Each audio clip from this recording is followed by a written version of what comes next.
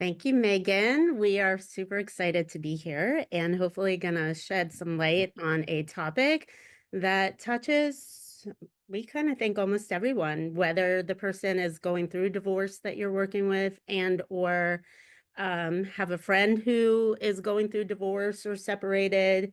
It's a topic that kind of touches all people. So let's get started. Hi, good morning, everyone. We're both, as Elise shared. Can everybody see me? Can you hear me and Yes. see me? Yep, Yes. everything's good. Okay, good. So sorry about that. I can't, for some reason, I'm not seeing myself on there, so that's fine. Um, anyway, as Elise shared, we're really happy to be here. Elise will share a little bit about her background. I've been in the field for about 27 years. I've had a private practice for about 15 of those, and I've really come to specialize in working with families and individuals who are going through what I call all phases and stages of relationship slash marriage slash separation and divorce. I work again with all ages and stages. I work with the children, the adults. I do a lot of court mandated cases. I do co-parenting counseling. I do reunification counseling. And I've also done for about 7 years child custody evaluations. So, again, I'm very enthusiastic about presenting our expertise, our knowledge, our experience, and we've tried to also bring this into, you'll see we brought in a clinical case to illustrate our information. Okay, so I am Elise November. I have probably closer to 35 years of experience as a therapist. I'm licensed in several states. I own a company called Different Like Me, where we provide counseling.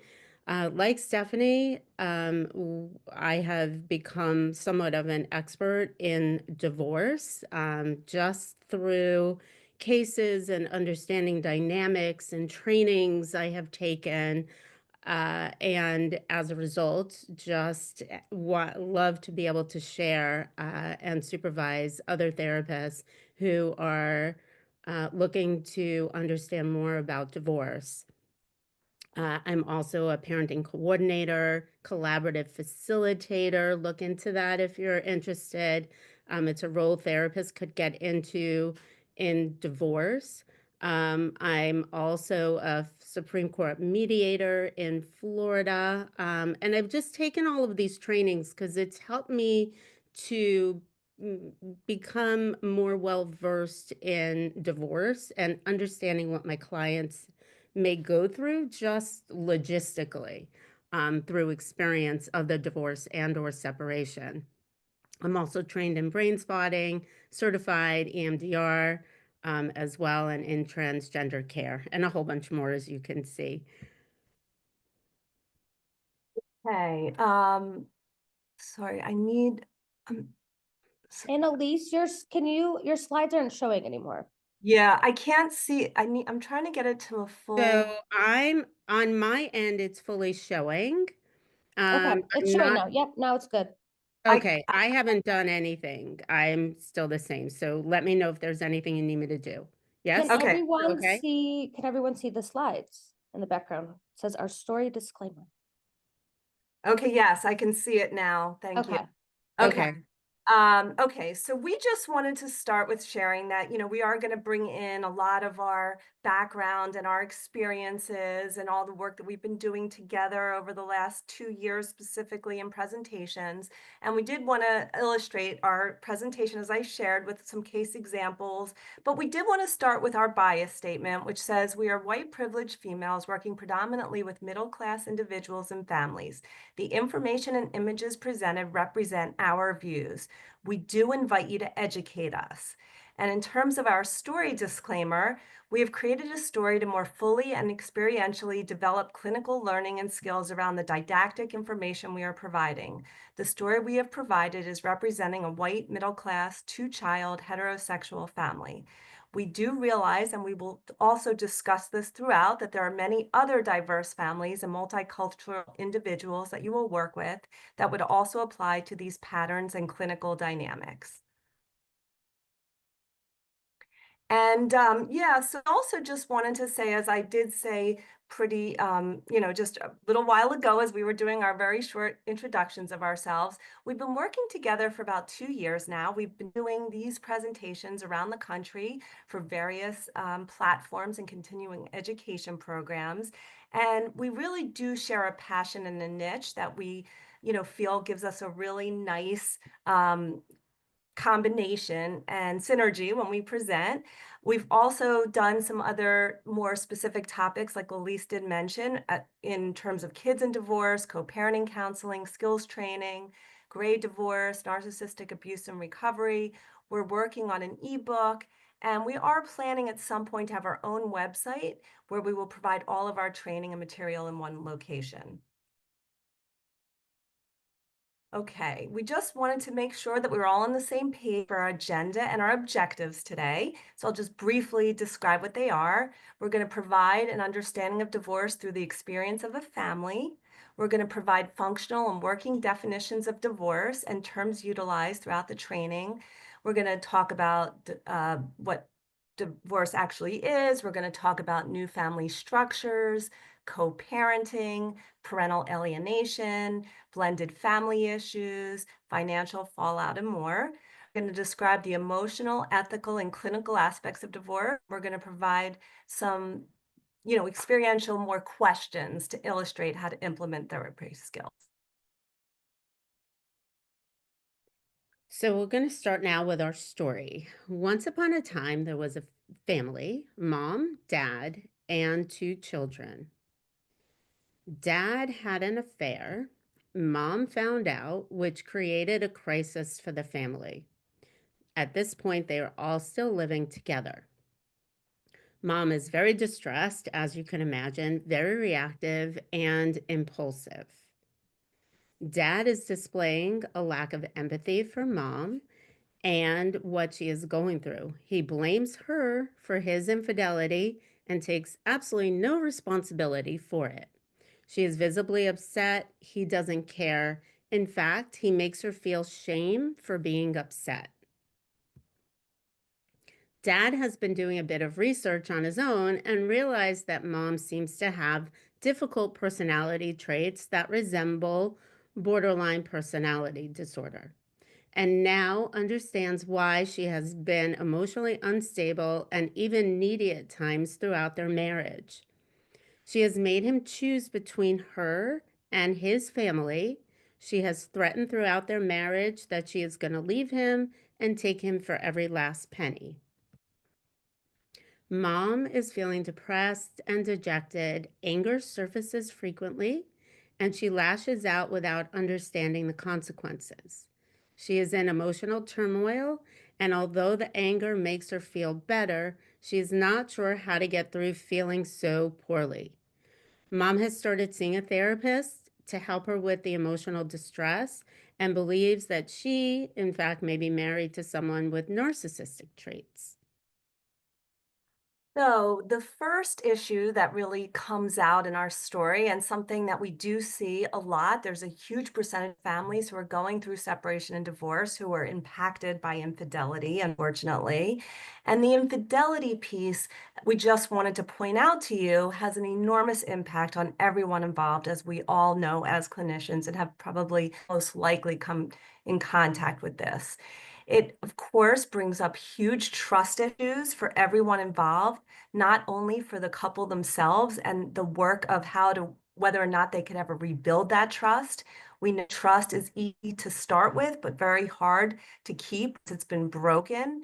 So the level of betrayal and trust is very, very deep, and it really will sort of push the family in a very unfortunate direction sometimes, and will create an enormous amount of upheaval, upsetness, emotional distress because of it.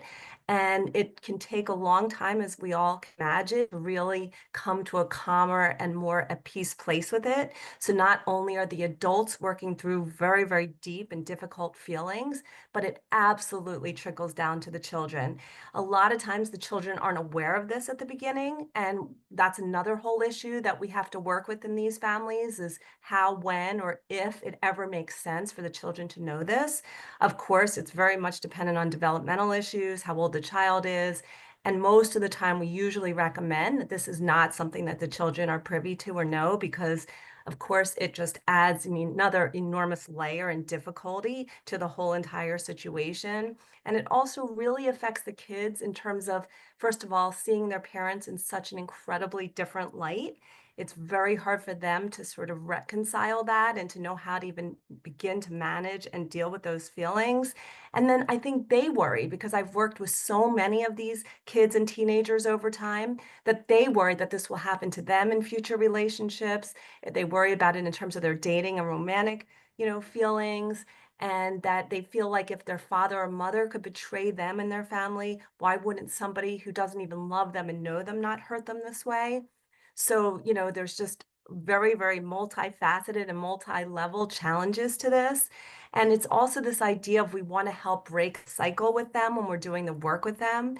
And then we know that there's long-term impact, as I shared, just in terms of how this family moves on, how much this sets them back at the beginning, if this is a truly, devastating issue. It really depends on who was having the affair and who they were doing it with. I have had many clients and couples come in where one of them was having an affair with the best friend, one of the people in their couple friend group, or their best friend, the other person's best friend. So that obviously has huge ramifications, and that we have to work with people for a long time to get through some of the effects of this. So we kind of alluded to in our story that potentially dad has narcissistic personality disorder traits, and we're going to talk about this in a minute.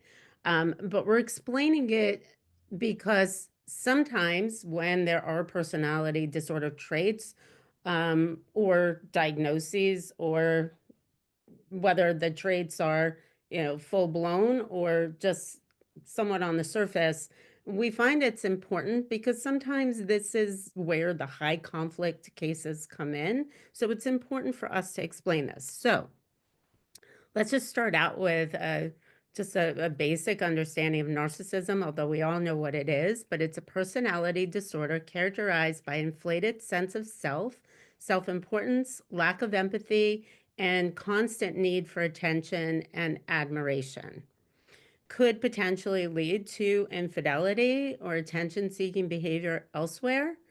Um, Sometimes they have difficulty recognizing their own flaws, which means they're not going to necessarily take responsibility. Well, my wife or my husband is not paying attention to me, so therefore it's just okay for me to go out and get attention elsewhere, potentially. So it may look like that in their own head, or their understanding, or their reasoning for doing certain things. It's typically characterized by a lack of empathy and understanding for how their behavior impacts others or what somebody else may be going through. Um, Manipulative and controlling behaviors. We're going to talk a little bit more about that as the storyline goes on. But we find a lot of times these threats that sometimes could actually move past the threat and become reality. I'm going to take you to court. I'm going to take you for every last penny. I'm going to tell all of your friends that you actually don't really like them. I mean, just manipulative, controlling behaviors. You're never going to see the children again.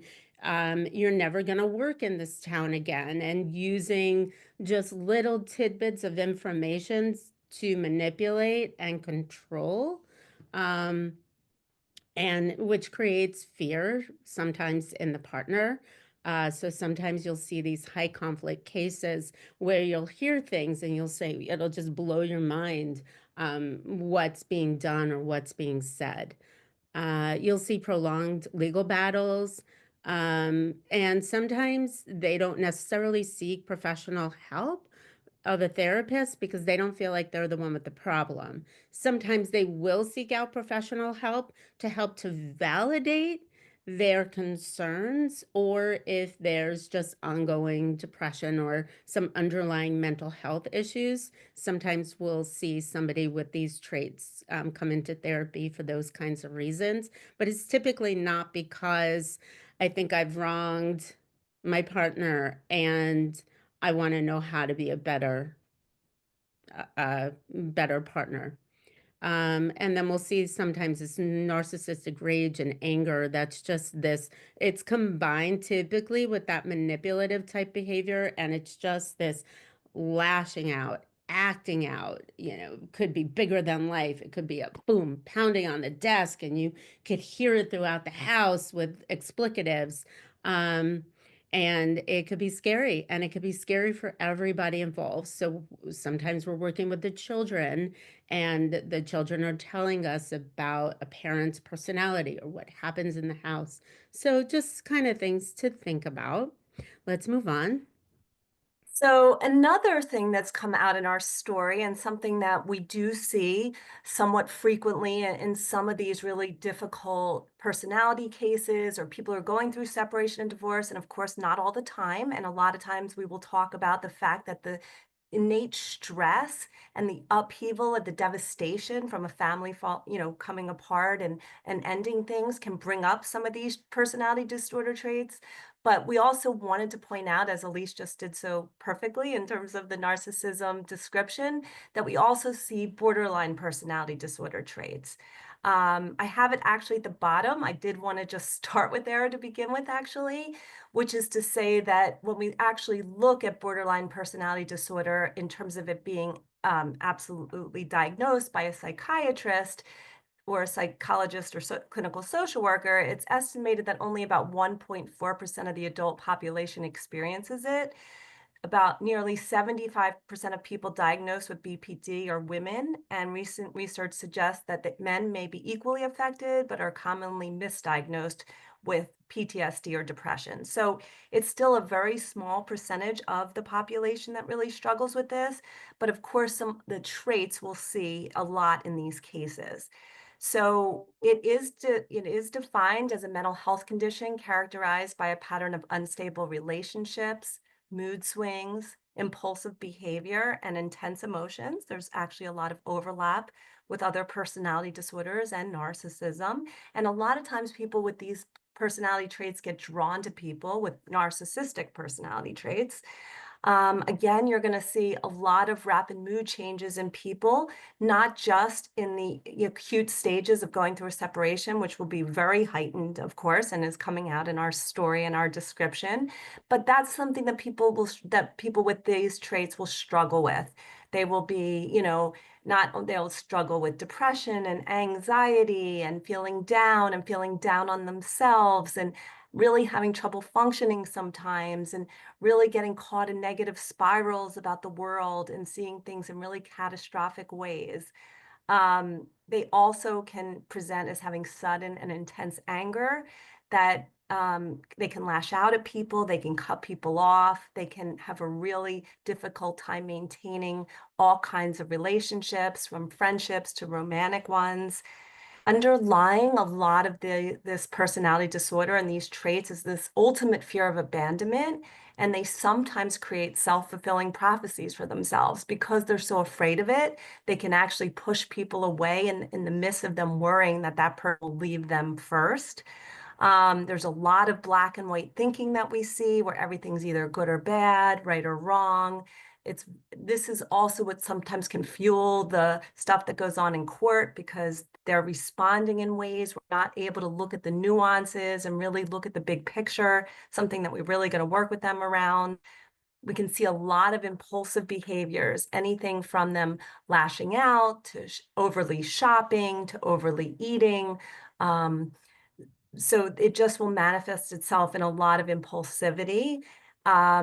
They've also most likely experienced trauma, having a pretty significant history of trauma, whether it's what we call the big T, big traumas that are really, really significant, whether they were like natural catastrophes, a lot of abuse, neglect, you know, very, very unstable family patterns to smaller traumas that still build up and have really made a big impact on them. Maybe sometimes they were bullied in school, not in like a really significant way, but in a pretty difficult way. They've had a lot of trouble just navigating many life stages that have created traumas for them, that kind of thing. And these are people that we really want to make sure are getting professional help and support, because things will get much, much more sort of emphasized, and you will see it much greater as they're going through a very difficult life change, such as separation or divorce.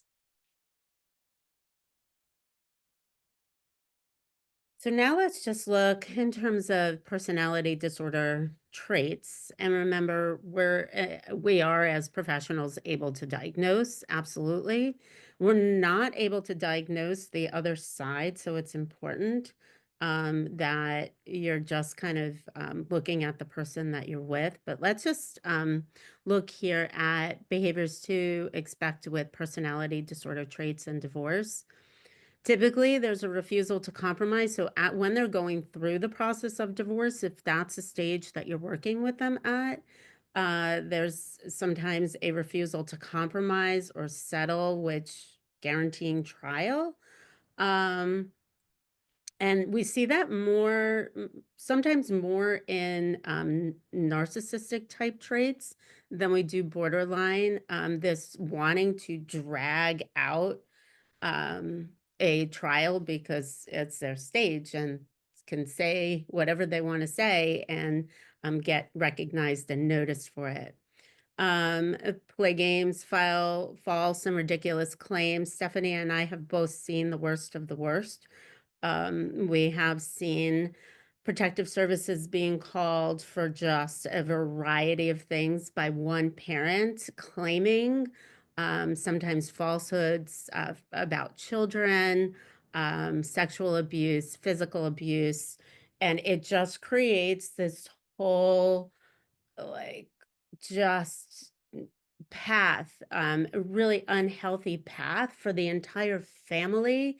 I've worked with children who say, my mom said that dad said, did something to me, but I don't remember it. Is it trauma? Is it not? I've worked with them as children. I've worked with them as adults, because sometimes the lies and the falsehoods, it creates a sense of uncertainty in the person that is being made, to be the victim.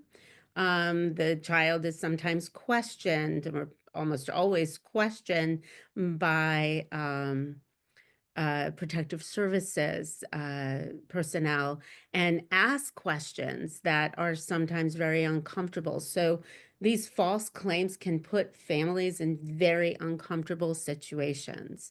Sometimes they're willing to lie on sworn documents, even when the truth can easily be proven. Desire, as we've said, to string out a case as long as possible, ruin the reputation of the other parties. So that's where that manipulation that we talked about comes in. Accuses the other side of this negligent parenting, paints themselves as the victim, poor me.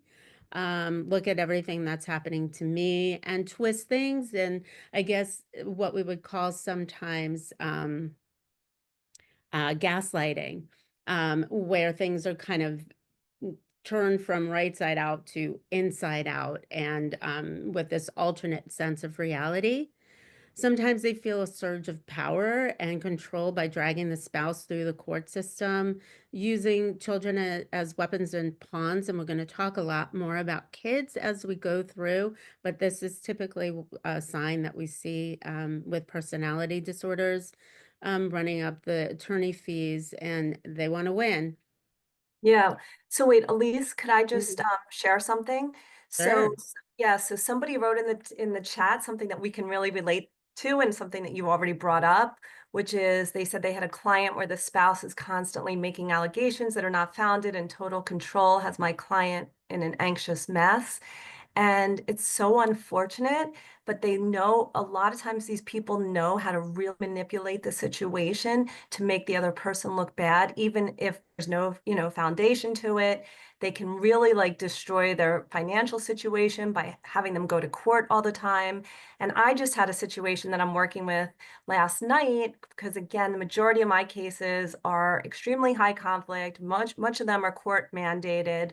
And I have a situation where the mother has no custody now because she has such a severe personality disorder and did such alienation, but she still makes the father look bad. And she sent a coat to, they live in the Pennsylvania area, it's cold there. She sent a coat to the guidance counselor saying that this was a gift for her daughter because the daughter hasn't wanted to wear her coat in school because it's not cool in high school to wear a coat.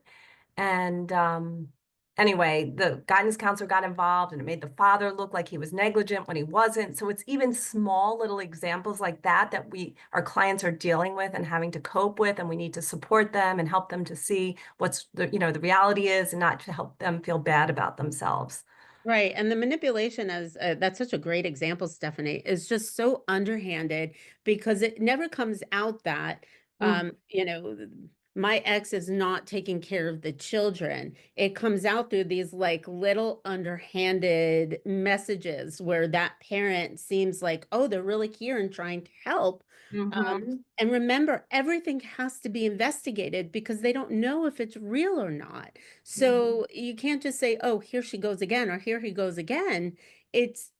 Everything has to be investigated. And like I said, it leads them through this path and this rabbit trail, and it just creates collateral damage for everybody. And it's uncomfortable. And the right or wrong or the reality of the situation kind of gets blurred in all of the madness and the manipulation that goes on. Yeah, thank you. Okay. So let's just talk a little bit about clinical skills and personality disorder traits. It hopefully creates an opportunity to understand the partner's behavior. So if somebody's coming to you, as Stephanie said, we have cases where we're getting one side of it. This is sometimes helpful, sometimes concrete stuff that we could help people with. So we want to help them to understand who is this person that we're dealing with, to understand and expect the patterns of behavior that are going to happen. And even though they happen and we're going to get some emotional dysregulation, we're going to get an intensity of emotions when something happens, it's kind of like, okay, we knew something else was going to happen. So how are we going to emotionally deal with it? I work with my patients a lot and I do a lot of processing. Type of therapies because the cognitive stuff handles the behavioral how to, but helping them with that emotional dysregulation is something that I really love to do with them clinically. So I'll use processing more like a brain spotting type of techniques to help people with that emotional dysregulation that happens. If you have not heard of brain spotting, check it out. It's kind of um, a very cool type of therapy to utilize with clients.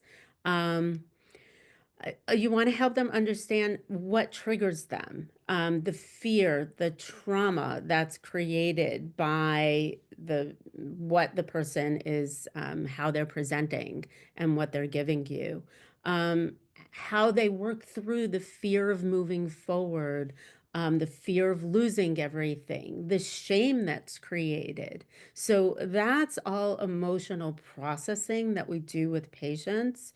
And because that's not something that you could always talk through or talk out.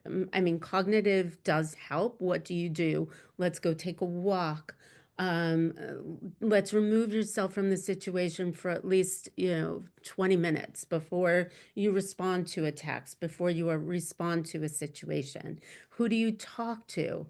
Who do you use as your support system? Somebody obviously that's not going to escalate things and say, oh my God, but somebody that's going to help them to calm it down,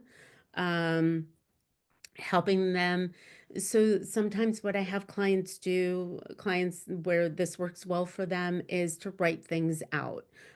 Here's my plan and here's what I'm going to do. So when I can't think straight, this is my go-to and this is how I'm going to help myself. When my lid gets flipped, here's what I'm going to do. We want to practice de-escalation strategies. So, like I said, go for a walk, breathing, exercise. What helps you to kind of help yourself to de-escalate that emotional response? So then we can engage what we need to engage to figure out our next steps and how we're going to manage it.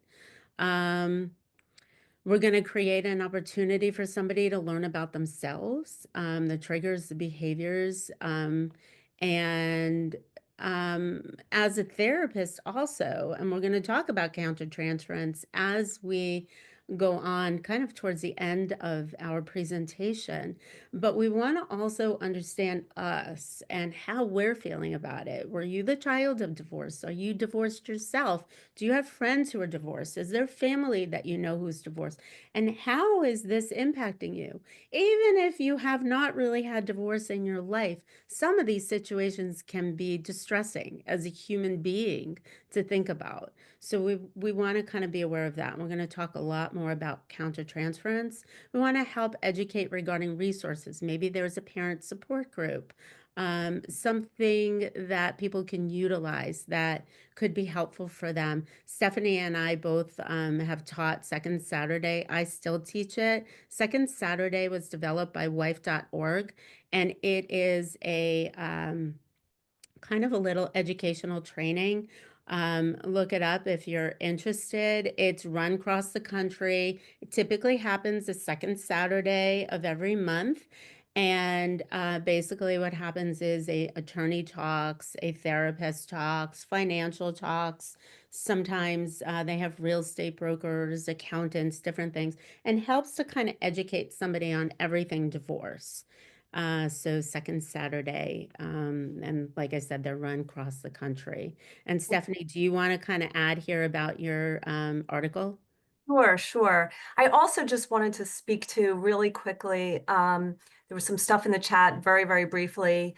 Megan clarified that yes, we are, and we're going to talk about that in the next slide, about we're not necessarily diagnosing when we're doing this work necessarily. We're just recognizing and understanding traits and how they could affect the big picture, how they can affect the person's ability to cope, move forward, what they've dealt with, how their kids will be dealing with things. Somebody brought up that there's a fear that the children might start reporting it. And that's actually a huge issue that we will talk about at some level. And that kids, I find in those situations, sometimes want to share that if they gain a lot of rapport and trust with you. But a lot of times it does start out with they're petrified to share it because they don't know what the blowback or the repercussions will be or the consequences. And so a lot of times that can be a good cue if kids are so scared and quiet, share anything, that they're afraid if they share something, they might get in trouble for it. So I wanted to say that. Then somebody also shared that when it comes to transference, and we, again, Elise and I will talk about this at the end, but yes, you have to decide if you want these cases, because if you did deal with this growing up, it might be too close to home. For others, it's something that you really understand and get and feel like you can help really well with. But for other people, it's just way too difficult and close to very, very difficult and painful experiences. Okay, I did want to just point out that I did publish an article in the winter of 2023. It was about 2 years ago for the ABA family law section. It is called Understanding How Your Client's Personality Disorder Affects Your Case. And I went through, so you could probably find this online. I went through every personality disorder and how each one looks in terms of how it presents for lawyers and therapists in sessions. So if anybody wants to check that out, great. Okay. Okay, and there's another great book here that's called Splitting, by Bill Eddy and Randy Krieger, and there's multiple editions of it. But how to protect yourself when while divorcing someone with borderline or narcissistic personality disorder. So that might be something that you want to get and put in your library. Okay, so Again, not all of these cases have personality disorder components. Again, sometimes you will see them early on because people are in such distress. This is like the number 3 or number 2 life stressor in life is to go through a separation or divorce, specifically when you have children involved. So you will see a lot of sort of regression and, a falling apart sometimes of people and their ability to manage and regulate and modulate their feelings. But that doesn't mean they have personality disorder traits or components. So we do want to just emphasize, as it was brought up again in the chat, that we're not diagnosing in those moments necessarily. We're just taking in the information, we're making note of it, we're putting it as part of our big picture in terms of our treatment plan, what we need to be aware of, what we can maybe imagine or predict might be coming up, how we're going to, handle those different aspects, how we're going to be treating them all. It is important, again, to differentiate between the fact that not every case and every person going through this has a personality disorder. And a lot of times it's one person or both. Somebody said if it's both, it's that much more challenging. I mean, in my situation and my personal experience, I feel like a lot of times it's to get to the high conflict, both people have these components, but sometimes it's only one. And so that can sometimes make it harder or easier depending on the case. And it takes time to really assess. Sometimes it's very obvious and evident right away, some of these presentations and the things you see, but a lot of times people are able to really sort of disguise this and not necessarily show these aspects or components of who they are until you're really in the midst and depth of the treatment with them.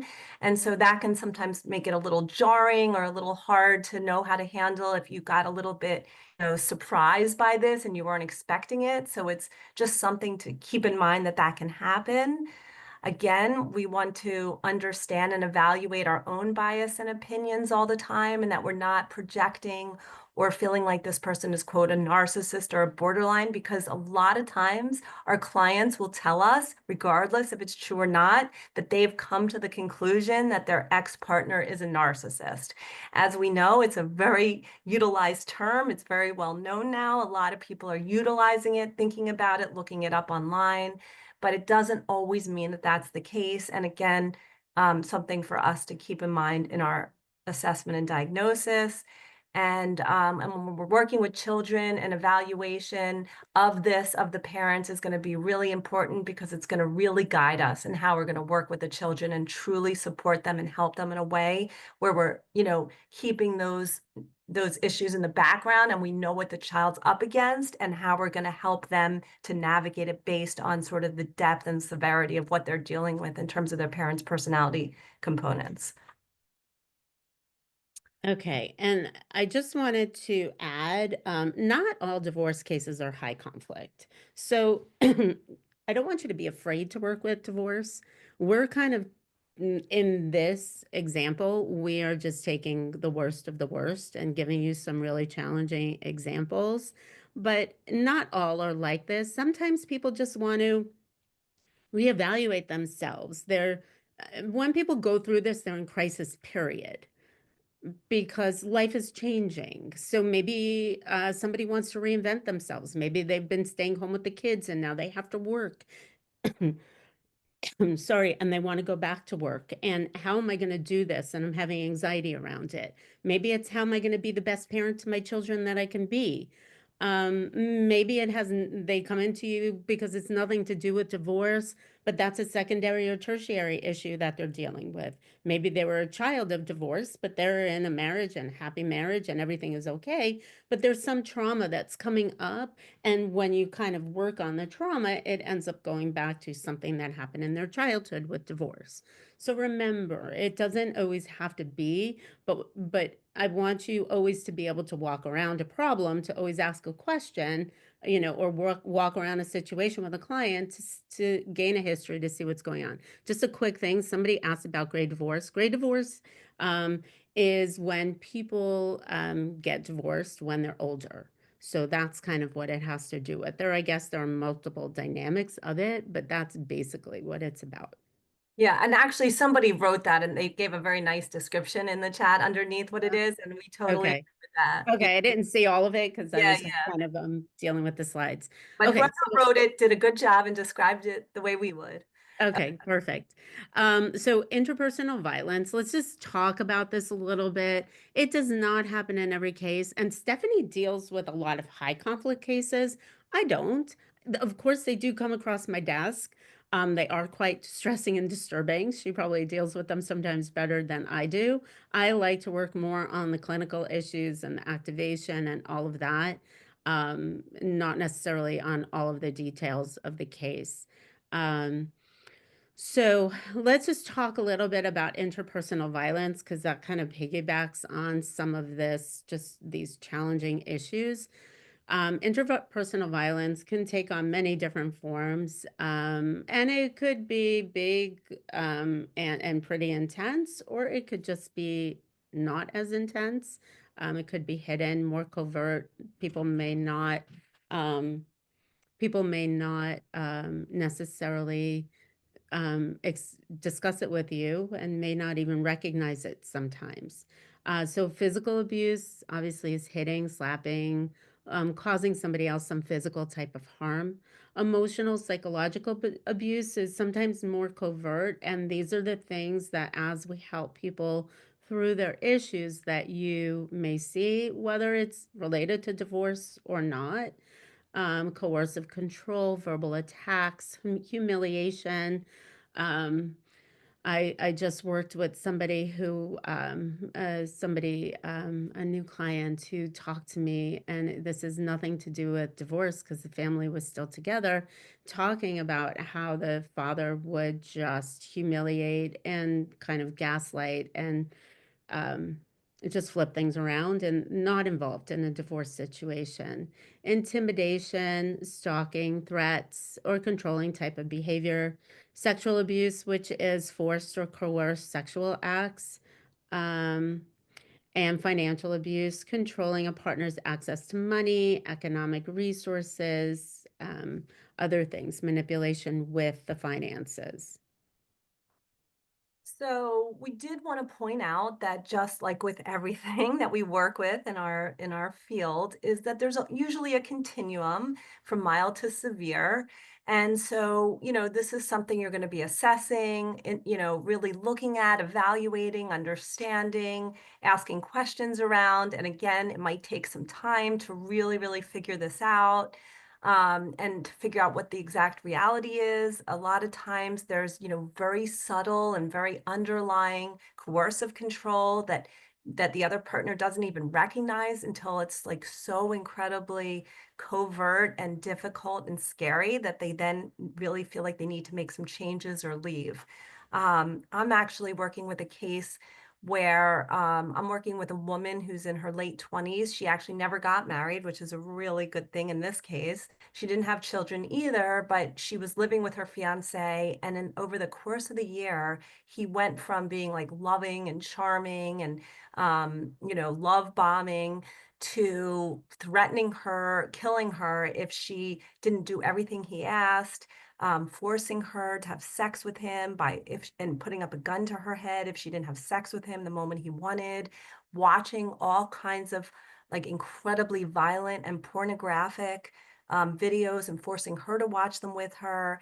And it all like just happened within a year. It just escalated so quickly. And in a way, it's good that it happened so quickly because sometimes it takes years for this kind of behavior to really come out and for somebody to really recognize that this is so incredibly unhealthy and so incredibly traumatizing. So at least it happened quickly for her, but you can imagine the kind of trauma she's been in and how long it's going to take us to really process and work through those issues. The other thing I do want to mention around this is that a lot of times people in their lives won't necessarily recognize the seriousness of it or won't recognize how hard it is to move on or to leave or to move out. And even as therapists, I taught graduate school for 12 years in a social work program, and my students would come to me and say, I'm working with somebody who's been in an abusive situation. I don't get why they just won't walk away and leave their abuser.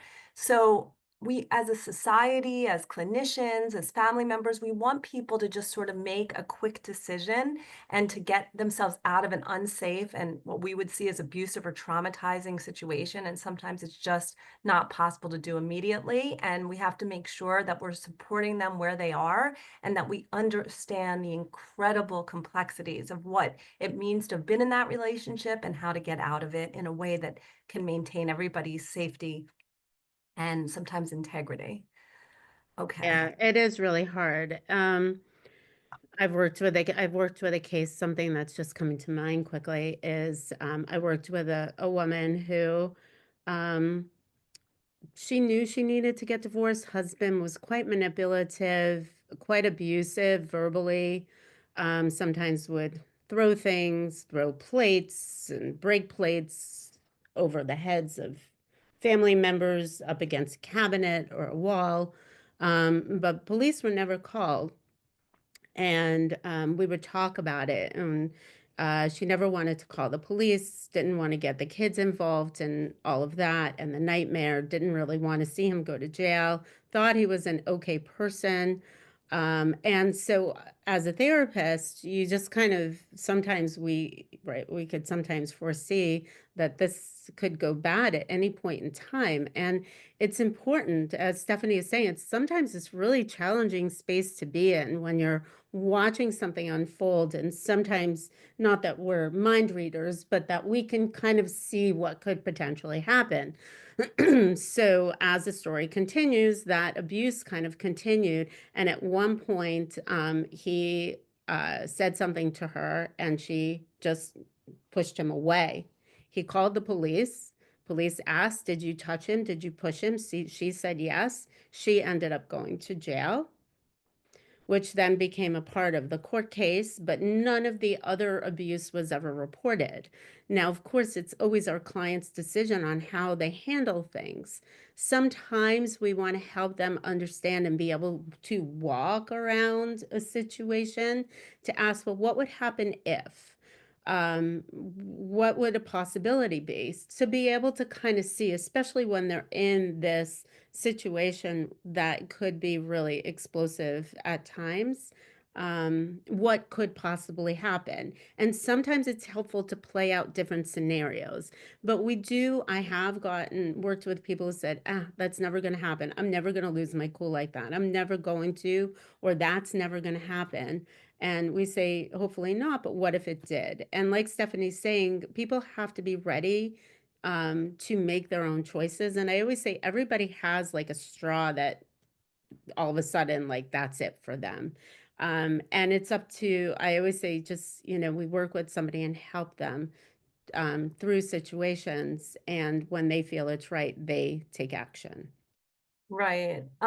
Somebody said they have heard studies that those with personality disorders end up winning or benefiting from cases and agreements.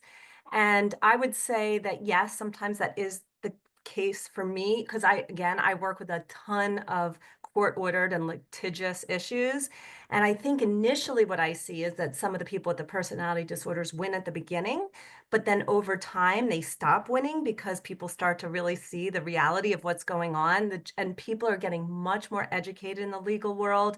Both judges and lawyers are really seeing some of these issues coming forward and watching patterns and seeing that there's, this pattern of being dishonest or escalating or false charges or being manipulative. And so I have actually seen that over time, those people start to lose.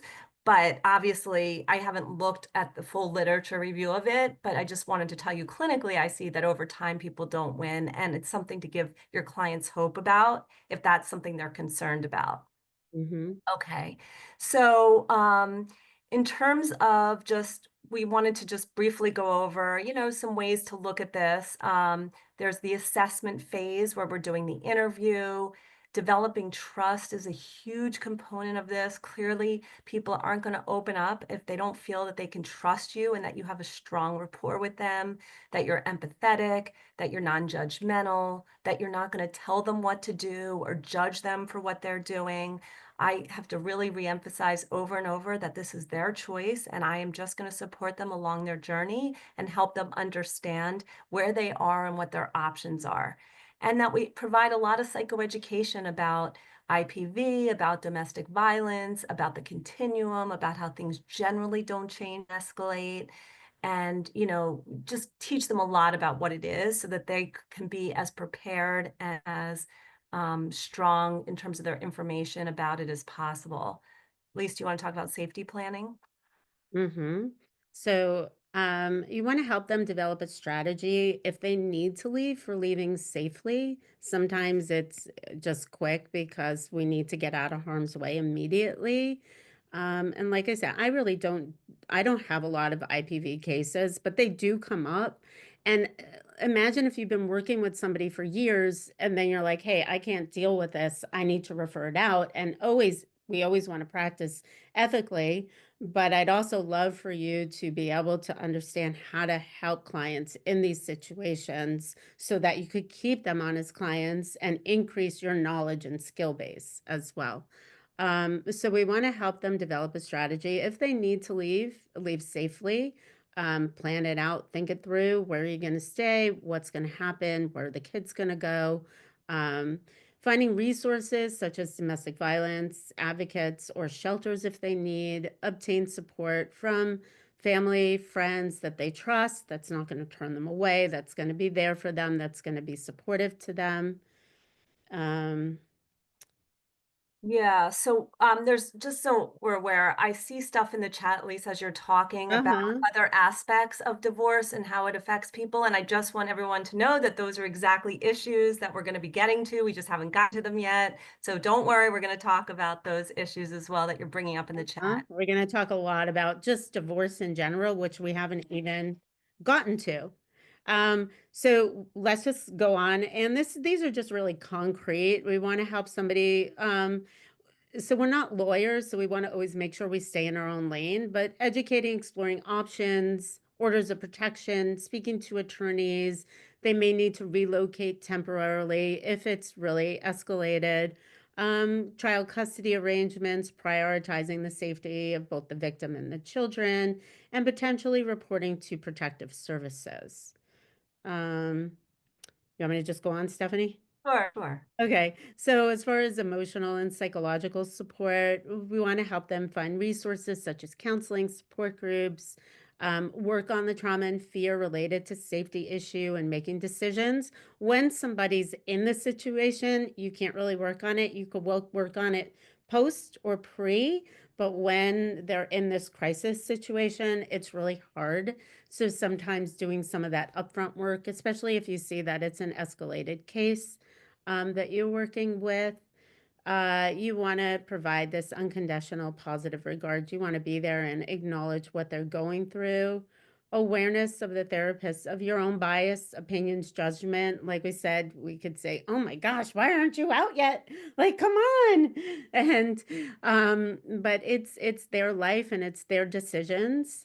And financial independence, helping them kind of look at their financial situation, what is their earning potential? Do they need to go back to school? And so it could be any and every part of this. And we'll And get into that a little more too. mhm.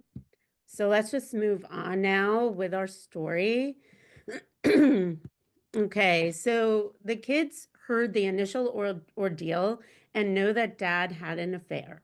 They witnessed mom throwing dad's belongings over the balcony and yelling at him to leave. They have been living in the stress and turmoil of their parents' crisis, and one has withdrawn and isolated from the family. The other child has become the protector of mom. So we're going to see different roles that the children take on. Sometimes they withdraw, sometimes they become the parentified child, and anything in between. Kids are acting out, grades are dropping, not sleeping well, and have a lack of motivation. One is aligning with friends who are not a good influence and engaging in high risk behaviors, and the other is acting more like a parent.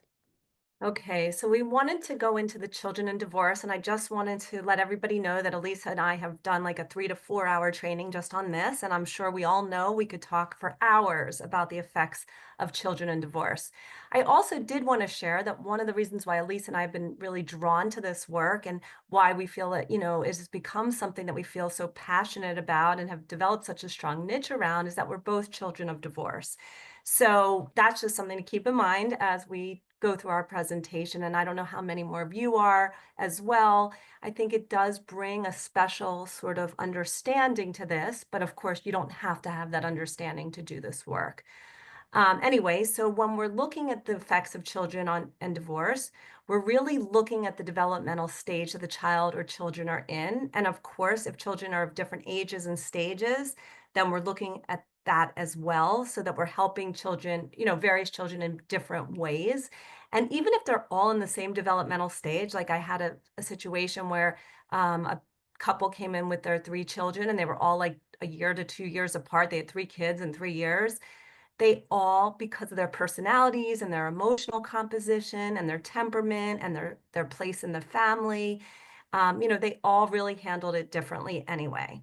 But it's really important, as we can imagine, to understand their needs, emotions, concerns, and that they really want to understand the cause and reason behind this, which can be really challenging in terms of how you help them understand that, and that they want some form of control. It's probably one thing, unless their parents were in horrible distress and were fighting terribly and had domestic violence issues, most kids would not choose this, did not want this, and know that they really ultimately, unfortunately, have no say in their entire family changing. So that is such a big part of what we're helping them with. There's huge attachment and alignment issues that we look at, and usually there's just differences in how every child attaches and aligns with parents.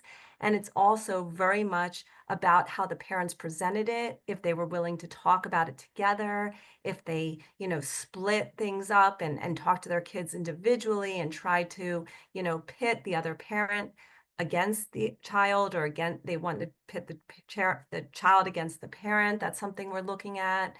Loyalty, level of conflict will create split loyalties. Kids are always, again, looking for the cause of it. If there is conflict, they're looking at who started it, who's the problem, who's the one who left the family, who's the one who initiated the divorce. How parents talk about it really can create a lot of dissension and internal distress and questioning and fears about what's happened. And they feel like sometimes they have to choose a parent, unfortunately. These are all things that we want to work preventatively and proactively with parents around not doing, though. And then we need to understand that the custody schedule and transitions cause great loss of residence and possible loss of historical routines and keeping their things straight and being organized and remembering things. And that's a big thing of what we're going to work with parents around, is how to make these schedules and transitions and home life as consistent and as stable as possible. Okay. Again, we're going to help them with navigating parental conflicts. And that's obviously an incredible continuum, as we pointed out, that things are on a continuum. Again, we're going to get more into this as we get into the presentation. So we're just going to sort of give a broad base sort of sense of what we're looking at with the children. We're going to look at how to work with the family system when the family system is broken. We're going to think about, are we going to just work with the children? Is that our area of expertise or comfort or what we know how to do? Are we going to bring in the parents? Are we going to do parenting sessions? Do we bring in the parents individually now because they're no longer together? That's a lot of what can happen. A lot of what I do is that I'll check in with the parents at the beginning of a session, get an update about how things are going, major things that are happening in the background in terms of stressors, changes, upheaval, changes with the divorce issues, and then talk to the child. But that comes with its own set of concerns sometimes for the child's trust. We're looking at supporting parents in how they're transitioning their children and where they're transitioning them. I unfortunately have worked with many families and children where they have to meet at like a police station where there's surveillance and cameras so that somebody can be keeping track of what's going on. That's obviously one of the most distressing and traumatic situations for kids.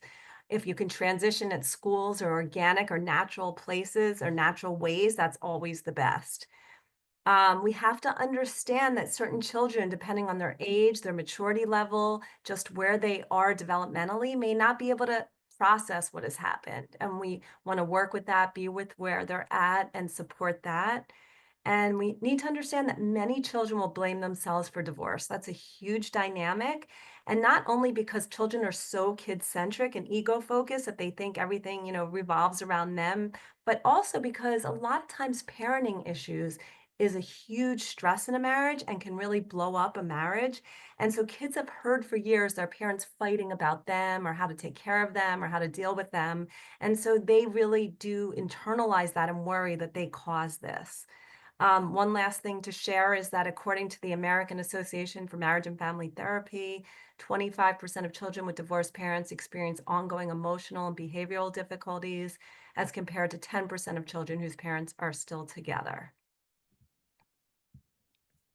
So, and I saw the message in the chat about speaking about how to support a client when the other parent chooses to make things difficult. We are going to get to all of that. Um, so let's now talk about behaviors and the functional impact of divorce on children. As Stephanie already mentioned, we sometimes see academic performance decline. We see behavioral challenges, kids acting out, but also we see kids withdrawing. So when we're working with a parent, oh, my child is fine. They come home, they do their homework, they don't really come out of their room that much. That might be a red flag. Sometimes kids have difficulty, not sometimes, kids have difficulty adapting to change. So they're resilient and they figure it out.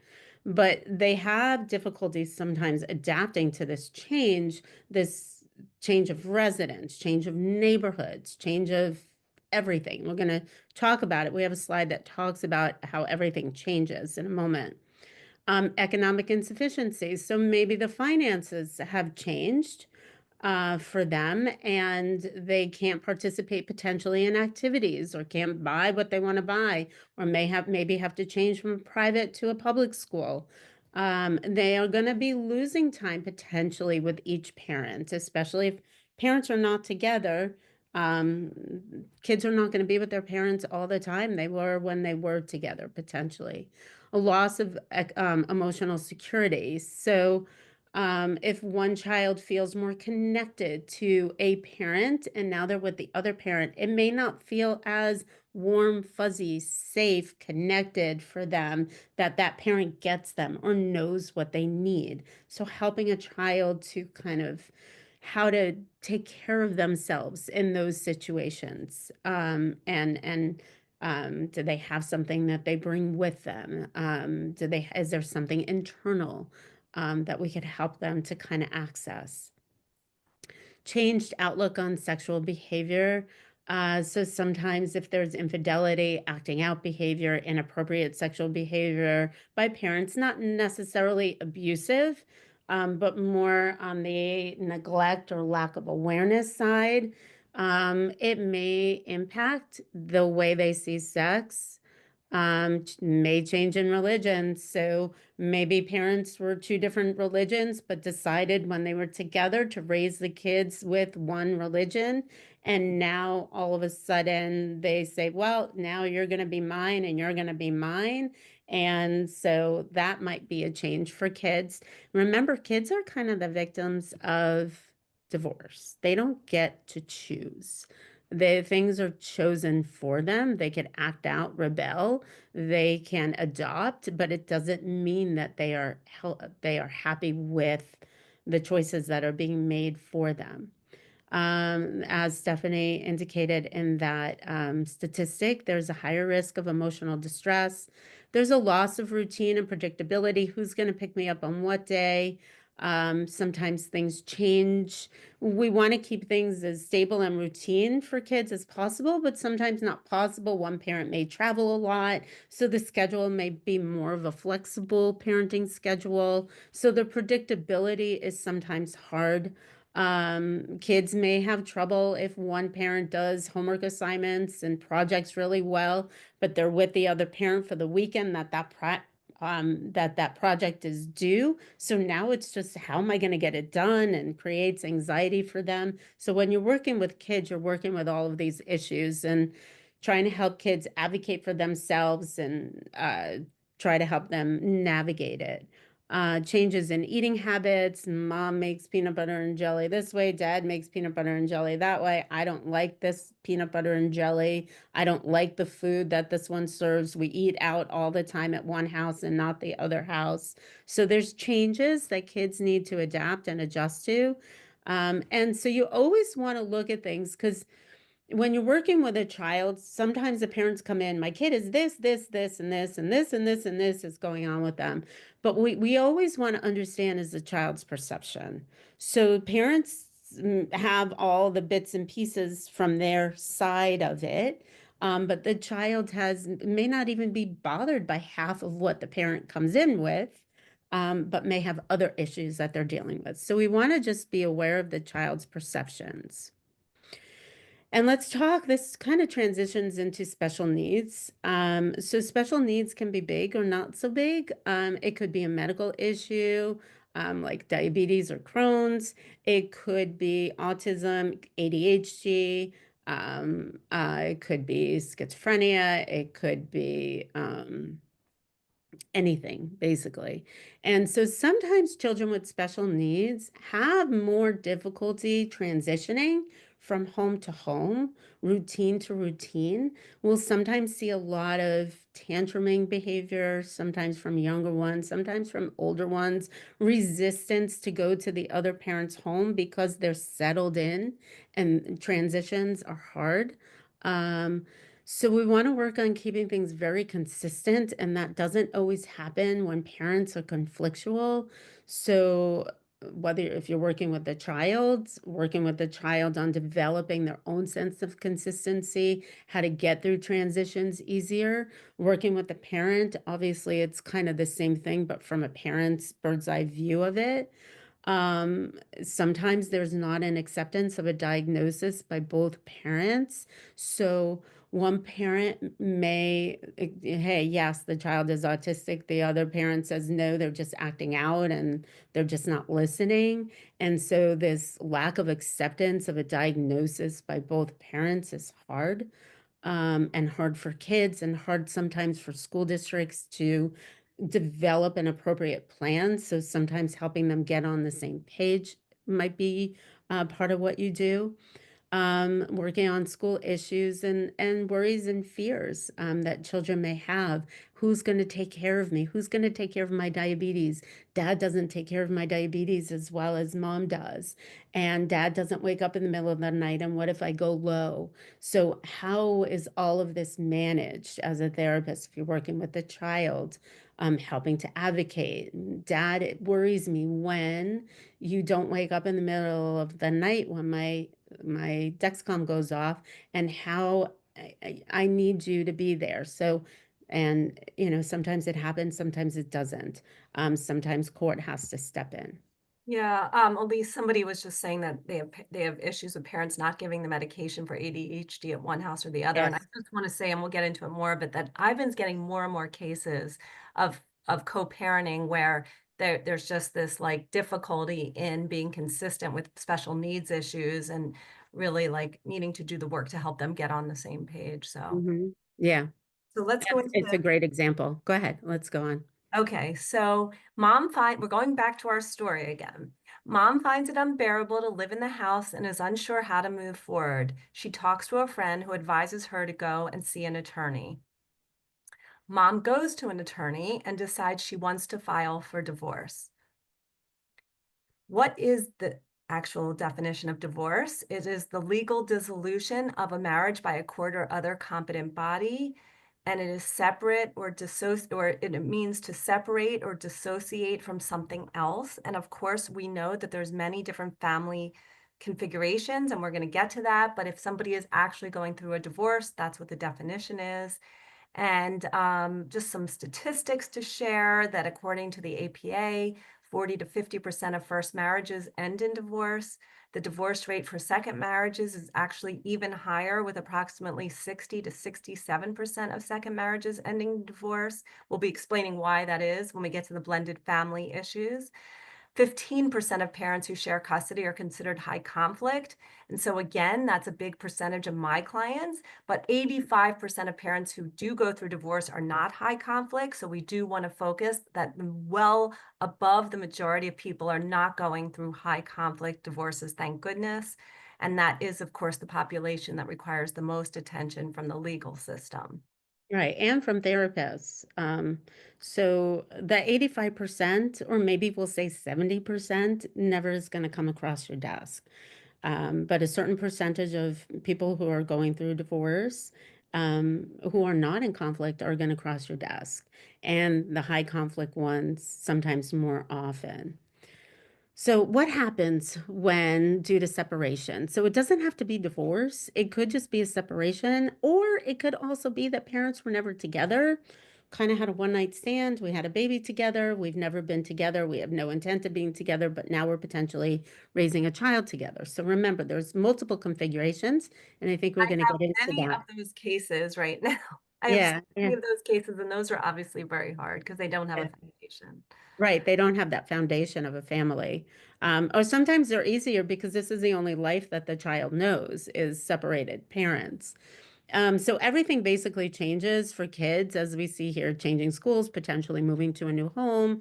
Single parents may be more frazzled because they're just juggling a lot on their own.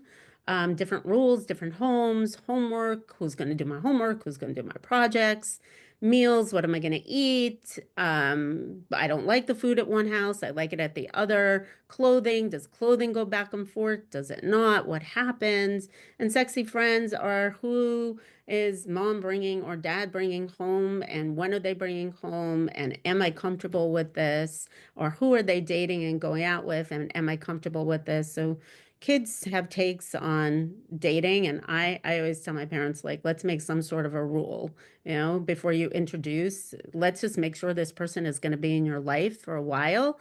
And if you're working with somebody who has more of a need to connect with people, they feel like, oh, it's going to be forever. Of course, it's going to be forever. So we always say, like, maybe then we make a month rule. So maybe we say after 3 months, if you're still with the person and you're still feeling happy, maybe then we could introduce them to the kids and we could think about what that dynamic looks like. So somebody who might not have a great barometer on when to introduce the kids, maybe we make like a timeline, like this maybe would be a healthy thing, or this is what has worked for a lot of other families before. And then for adults, same thing. Finances might have to go back to work. We're going to have to, if we're living on a two-income house and now we're living on a one-income house, each of us, what does that look like? May have to buy a new home, may have to get an apartment. Friends sometimes choose sides to go on. You have now sometimes time alone. How do you deal with it? Some people love it, some people don't. Um, as we said, do I have to go back to work? Am I going to start dating again? Dealing with body image issues, dealing with just getting out there again. How do I do it? Ugh, I hated dating. I really don't want to go out and date. So, whatever they're dealing with, the chores, maybe they were split and now I'm having to manage everything, the garbage, the this, the that. Maybe I had somebody that cleaned my house and financially I can't do that anymore. So I now have to manage the kids and juggle this and juggle work and take care of kind of everything. So life changes. Single parenting is different than co-parenting, maybe in a better way for some people.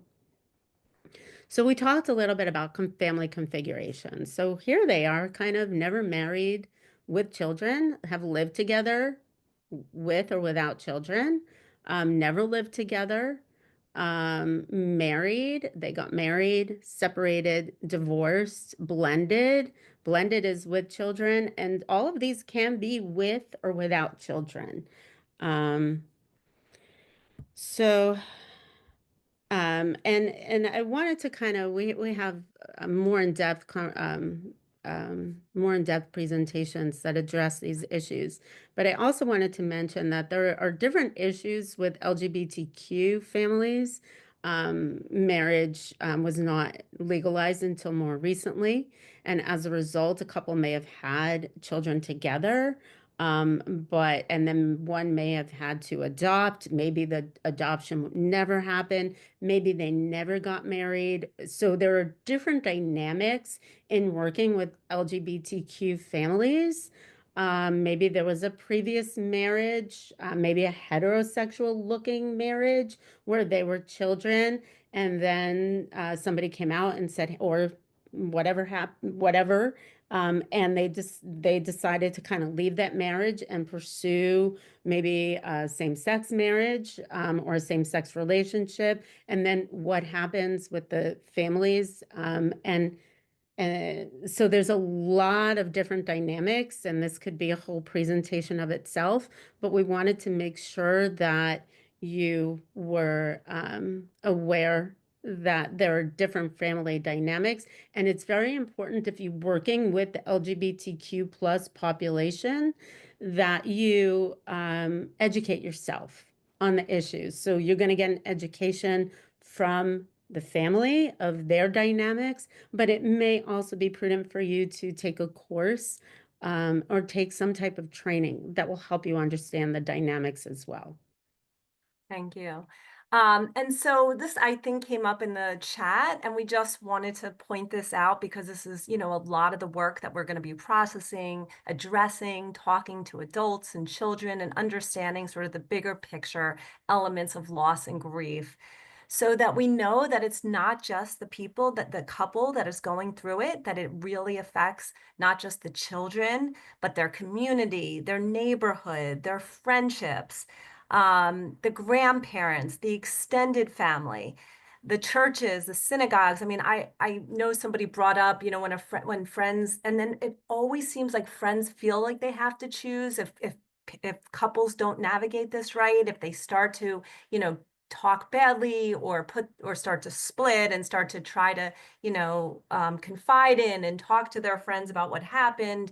It puts people in positions sometimes where they feel they have to choose. And actually, I've been doing a lot of co-parenting work, and unfortunately, this is just like a big, broad overview Elise and I are doing today. But we have lots and lots of other trainings that are more specific, and that we could go into more of the specifics of how to handle all of those things. But I have been doing a lot of work with co-parents around how do you get to a more neutral place where you don't make anybody in your community, in your friendship group, and the people in your school environment feel that they have to choose. They copy each other on texts, they copy each other on play date plans, they copy each other on things, so that people in the community see that they are working together in a unified way to keep supporting their children, and for people not to feel like they have to choose one person over the other. And again, there's huge loss for people to not have access and relationships anymore with their in-laws. It's really sad for them. A lot of times in some cases, they didn't feel they had a good relationship with their in-laws, and so they don't feel like it's a big loss, and they're kind of relieved. But in many of the situations, they feel really, really sad. And it was people who they felt really close to, who felt like a part of their family, of course, or still the grandparents of their children. And there's a lot to navigate, and a lot of boundaries to talk about, and a lot of ways that I work with people on communicating and keeping those relationships to a degree to still work for the sake of everyone. And sometimes, though, when it comes to synagogues and churches, people feel that they have to change them. They can't attend anymore because of their ex being there, or what they feel like people know about what happened to them.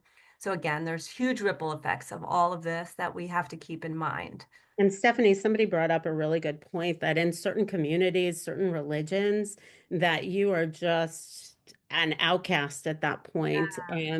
There's some just I know that in the Jewish religion, highly Orthodox, or Hasidic will kind of just shun you from the community, especially women.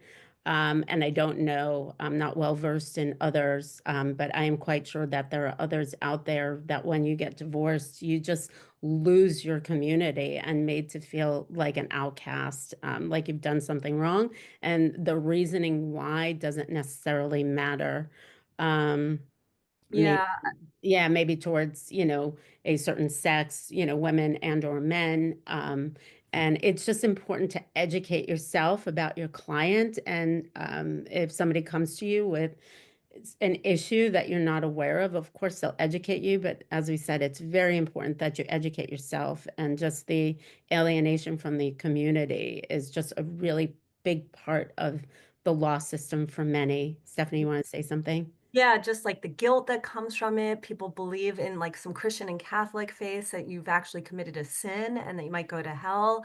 I've had clients who actually really did probably would have been to their benefit because of how dysfunctional and how, abusive their marriages were, that they really were so unhappy, or one of the partners was really badly abusing drugs or alcohol, but they just felt like there was no way they could leave because of their religious beliefs or their religious community, or just how they felt like they might be, completely cut out of everything that they grew up believing and still do believe. So it is a huge issue that is good, to think about and to be aware of. Okay, okay, so back to our story, and we're going to go on a break very shortly, for everybody to know that, because I know we're about almost halfway through, and I'm sure everybody needs to get up and stretch and possibly use the bathroom. Mom doesn't know how she is going to support the kids. She has only been working part-time because she has been home with the kids. Okay, so there's a strong financial impact of the divorce, Elise, you were going to talk about. Mm-hmm. So just in terms of thinking about how am I going to support myself, my lifestyle, my kids, um, if one parent wasn't working, like we said, maybe there's some rehabilitative. Am I going to go back to work? Do I need to go back to school? What training do I need? How am I going to take care of myself? Legal fees, as we know, are super high. There's a saying, the only people who win in court are attorneys, which means you want to try to settle prior to going to court. There's many different ways to get divorced, and just helping people to understand and explore their resources. Division of assets, so I have half potentially of what I had, or maybe less than half. Supporting a child. So spousal support typically for most states are based upon the number of overnights that a parent spends with a child. But there's others like insurance and aftercare and pre-care.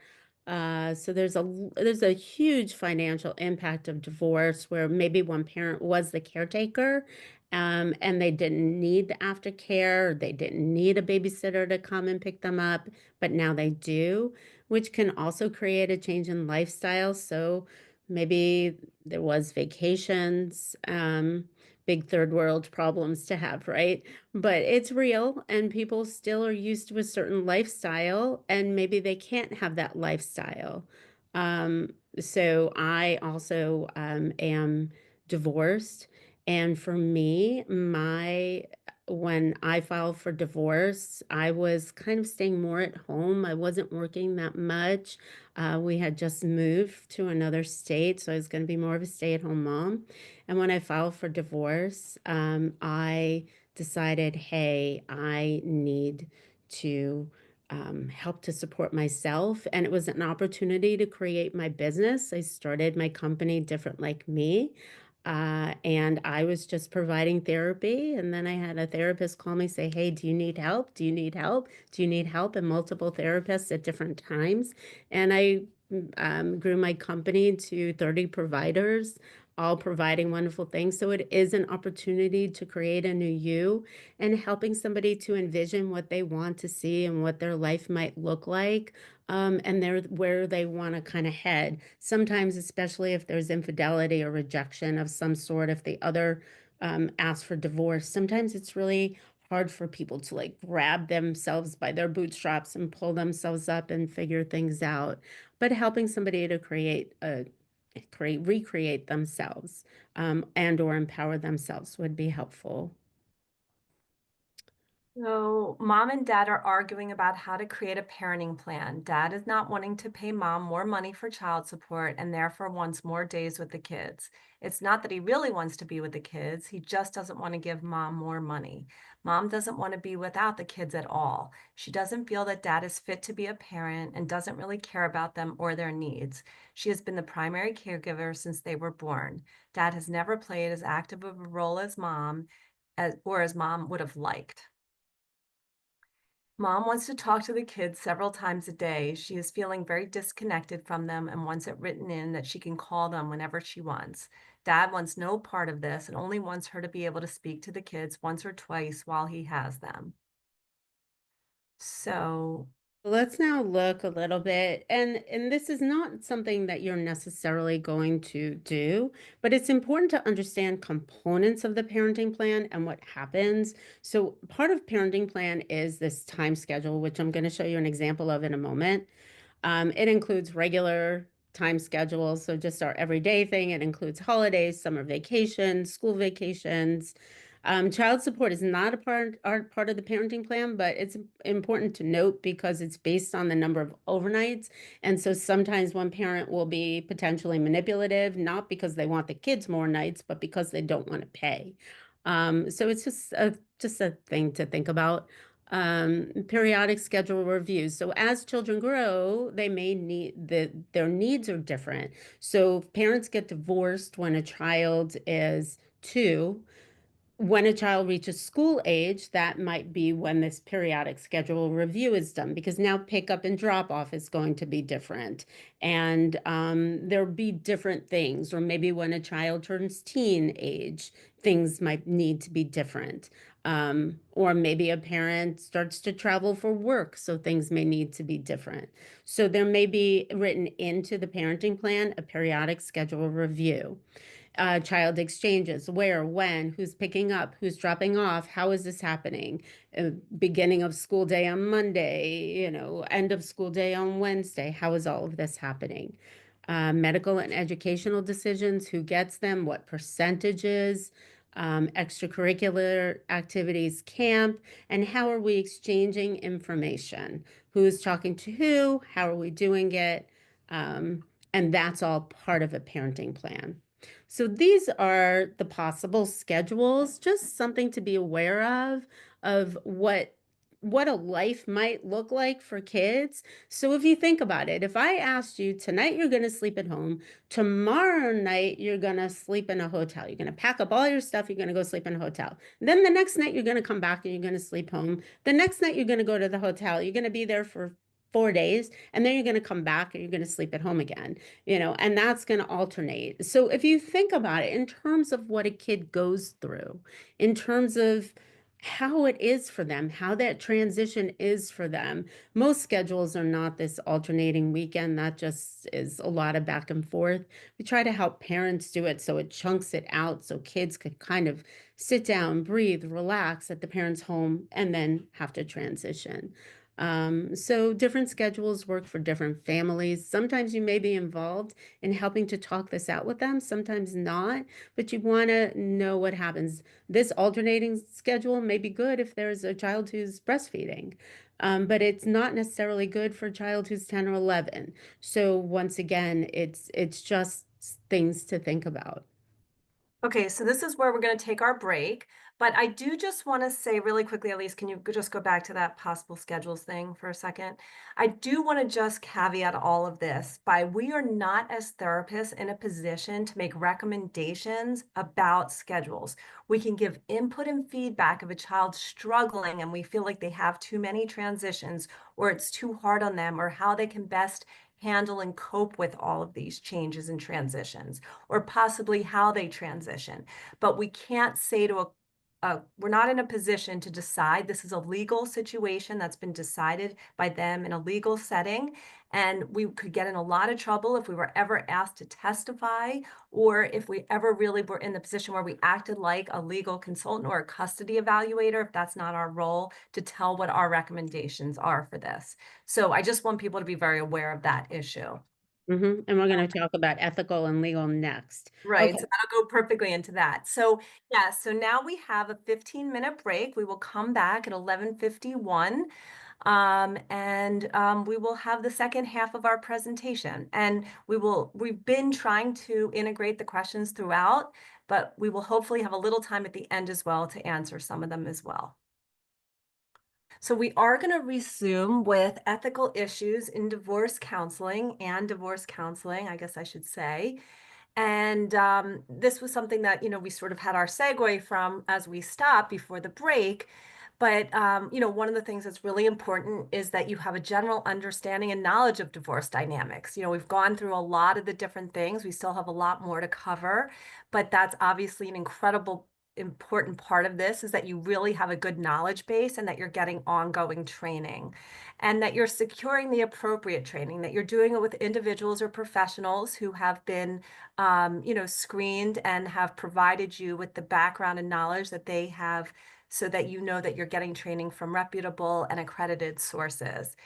Again, it's really appropriate and not in and that we provide the right level of advocacy and that we're staying within our lane, as we call it, that we're doing it in accordance with our role and what we've been hired and brought on and consented to do, so that we're not operating as a lawyer, we're not operating as a custody evaluator, we're not operating as a psychologist who's doing particular mental health testing.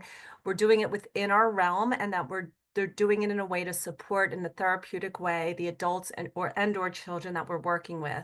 We want to always remember that we get informed consents when we begin this work, and that we get it with each and every person that's a part of this. So not only so that usually you want to get it with both parents, not just one, because at the end of the day, you want to be able to say that, everybody that you're working with did sign a consent, that they were informed about it and that they knew what they were getting into and that they were aware and, confident and comfortable with the direction in which you would share with them you were going. It's very important that you have very, very strong records, and that's the same with all of our field, but of course in this, because sometimes this stuff can get subpoenaed, unfortunately, or sometimes you might have to testify, and you want to make sure that everything is very well documented, kept up to date, and recorded in the most appropriate and accurate manner. You want to make sure that you're really maintaining confidentiality in these situations, especially amongst different family members when you're still working with the whole family.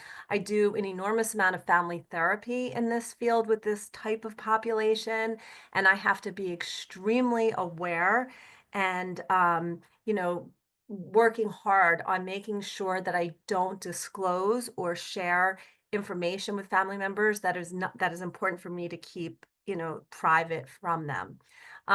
We want to make sure that we're not doing things because of financial gain. Of course, when you're working on your own and in a private practice situation, it's much easier, unfortunately, to fall into this trap. So you have to make sure that you're really making the right therapeutic decisions about who you're working with, why you're working with them, what the treatment plan is. Do you have the training and ability to do this? Are you doing this in a very ethical way? Are you doing things in a way that you're not creating dual relationships or not adhering to boundaries, or that, you're not doing it just to kind of rack up the bills and make this family pay a lot of money for you when that's not exactly appropriate or isn't the right way to treat. And you want to avoid and address the countertransference issues as we've talked about. And again, we will spend time at the end here. And again, we don't want to be practicing law. That's not our role. That's not what we went to school for. We have a very different type of role, as we know. We have a different type of training and approach, and we are advocating and working with people in a therapeutic way, not in a legal way. Yeah, and just in terms of working with children, I think it's just very important that the boundaries are very clear that you set with the parents of what will and will not be shared and how you practice. Because kids need to know that you are um, they are able to share and that they could trust you and that you're not going to go back to family because, right, parents have the rights to notes and records. What information do they have the right to know. And if we set that boundary to be clear in the beginning, everybody kind of is on board, feels safe. And also, as far as financial gain, as Stephanie was saying, so you say, okay, well, both kids need help. I could work with both of them, but can you? So you really want to make sure that it's not a conflict of interest, to work with all family members, to work with all of the children in the family, to work with the parent, and to work with the aunt or cousin that they've referred, what's appropriate. And it's not like, hey, I'm getting a big caseload here. It's what's appropriate for the family. And I know we all know that, but we always have to be reminded, because sometimes the boundaries can be a little blurred. And so we also have to really keep in mind something that we've already sort of talked about a little bit, but that this therapy and counseling, especially in these high conflict cases, really can overlap with the legal system. And so in terms of what that looks like, we just wanted to point out that's the parenting plan that Elise had gone over. That's a big part of what they legally agreed to that you want to be aware of.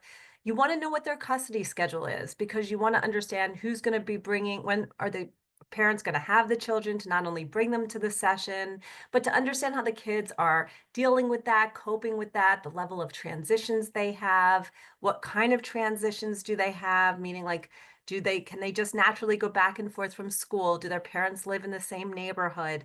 Do they get driven to school? Do they have to go to a much more, upsetting place to transfer, like a police station? So those are all things you want to understand. And again, you might get these cases, which I do. Again, Lise doesn't get much of them, and maybe many of you do or don't, but there's court-mandated co-parenting counseling you need to be aware of, court-mandated family therapy that comes up, which is also called reunification counseling sometimes, and that there's sometimes court-mandated mental health or custody evaluations you want to be aware of that could be going on in these cases.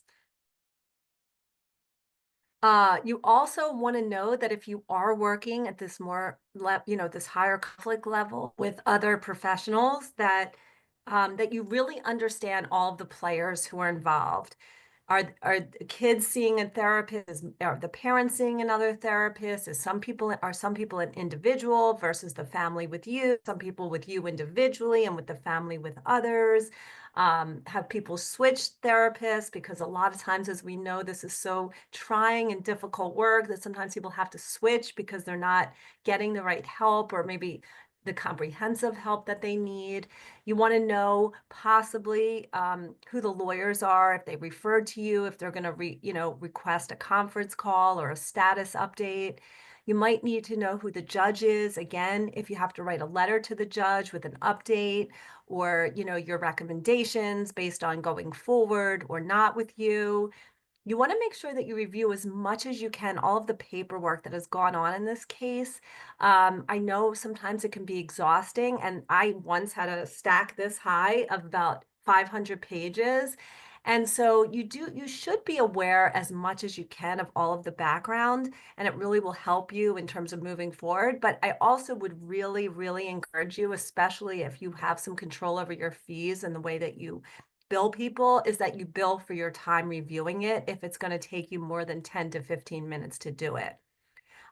It's really important if you're doing like co-parenting counseling or court mandated work that you have a physical copy of the court order that states your role and your goals and what you're working on and how many sessions you're supposed to have and what the frequency is. Sometimes it'll even say that you have to report back to lawyers or judges every so often with how cooperative they've been, if they've been willing to schedule and attend the schedule that you set up with them and they attend the appointments. You do need to understand the implications if you're going to need to testify. That's a whole, topic onto itself that we will talk about in future trainings, but there's a lot to that if you're going to testify. I've testified a lot now, and it gets easier and easier, I can tell you, as you go along. You cannot sometimes get out of a case unless the judge and or attorneys release you. So that's something that you have to be very aware of and get your information on. And and I'm always making sure I know at the beginning of a case what my situation with that is and what needs to happen if I or the clients decide to stop. And again, I talked about may include status reports and conference calls with judges sometimes. And these are also cases that are court ordered, is really what Stephanie is talking about. You just working clinically with a patient. Of course, we know we all may be subpoenaed at a certain point in time if there's a legal issue that they're dealing with. But these are more court ordered cases where the family or the judge has chosen you as the therapist to work with either the child, the individual, and or the family. And so that's where a lot of this comes into play. Okay, but I just want to just 1 second. We're going to continue on with the story and just a half a second. There was just a question about navigating divorce cases. Parents relocate to different states. That's usually a part of a parenting plan, and all of the information of how the child will see the parent. Would it be just for a summer? Would it be for 1 month during the summer? It's hard sometimes when a parent moves out of state or out of the country, and all of that gets worked through and they figure it out. And it may be up for periodic review, like, hey, we're going to try it this year one way, and then we're going to come back to the table, reevaluate how did it work, and then do it a different way. There's all different configurations that can happen. Yeah, and you just, but also to know that this time, sometimes you're just dealing with supporting the other parent about the fears of that, what it will mean, what the implications are. And so sometimes it's just doing the clinical work to support them through some of those concerns. Mm-hmm. So let's And move on somebody, to the story. sorry, so were you done? I didn't. Yeah, sorry. Okay, so somebody also asked about nesting. So they asked about where children remain in the house and parents go back and forth. So it's a dynamic called nesting, where, like I said, children remain, parents kind of they do the schedule and they go back and forth into the home. I don't find that it works long term, although with some people it may. I sometimes find that it works as a good temporary solution until they figure out where they're going to live. But it could be invasive, parents sleeping in each other's beds with partners, and it gets wonky, or it could potentially get wonky as time goes on. So it may be a great temporary solution, or I'm quite sure there are a lot of families that it works for. Okay, so let's see. We're going to go on with our story here, and we're going to give you more information. And as you can see, we're following the storyline of the family to educate you about all of these divorce pieces. So if we haven't gotten to something yet, it's because the family hasn't gone through it yet. Okay, so dad is still living at home and is working on moving out. Mom doesn't know why he isn't just moving in with his girlfriend, but it seems like things may be on the rocks with them. It's almost unbearable to be at home with him. He threatens her and tells her that he is going to tell the judge that she is an unfit mother. So here we have this threat. How she once forgot to pick up the kids. How she once forgot to pick up the kids. Maybe she was late. Maybe that's a stretching of the truth. Parents don't typically forget to pick up their kids at school. He says she used to get, he says that she should get used to the idea that she will never see the kids again. So once again, we have these threats. He threatens her. He's going to leave her penniless and that she will get nothing once he tells the judge everything. So what is everything? She doesn't even know what everything is. Mom is so worried, and he is so convincing that this may be true. The arguing and fighting is almost unbearable and having an impact on the children.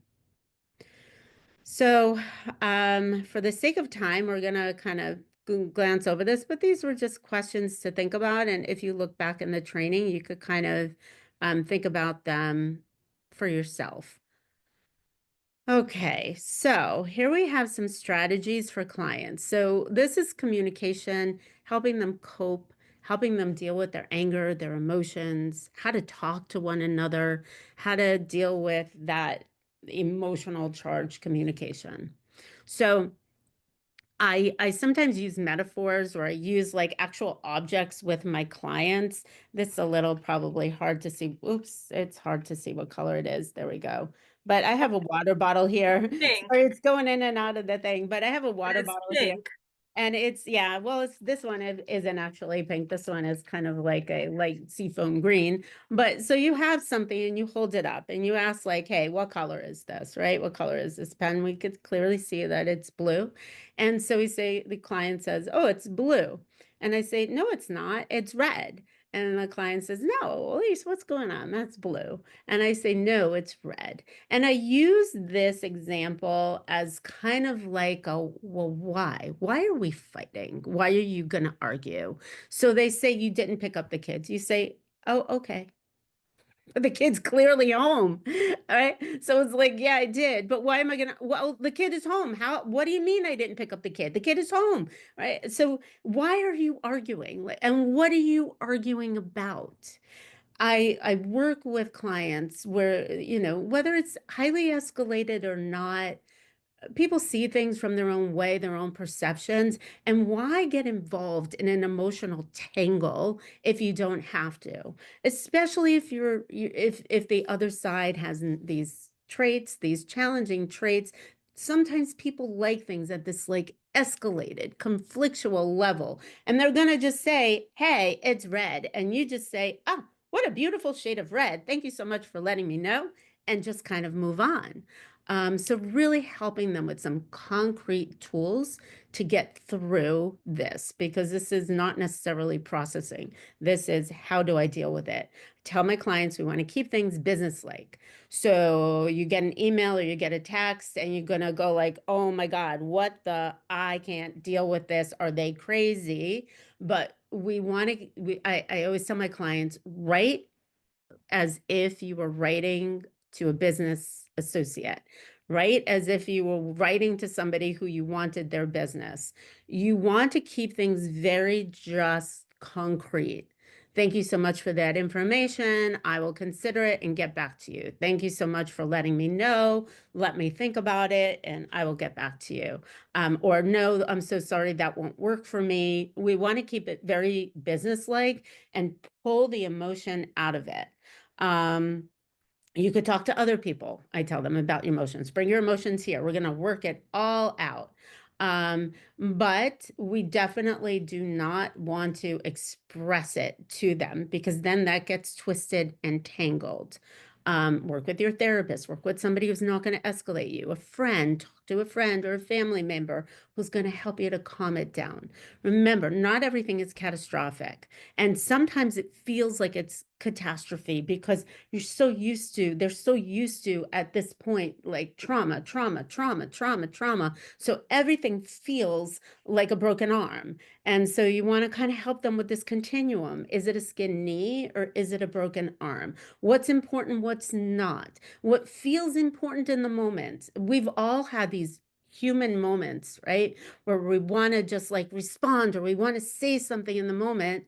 And then either we don't get the opportunity or we hold back from it or it's not appropriate and we move on. And then the next day and the next day, what kind of felt like a 10 to us, like I have to say something right now feels like a 1, or you totally forgot about it.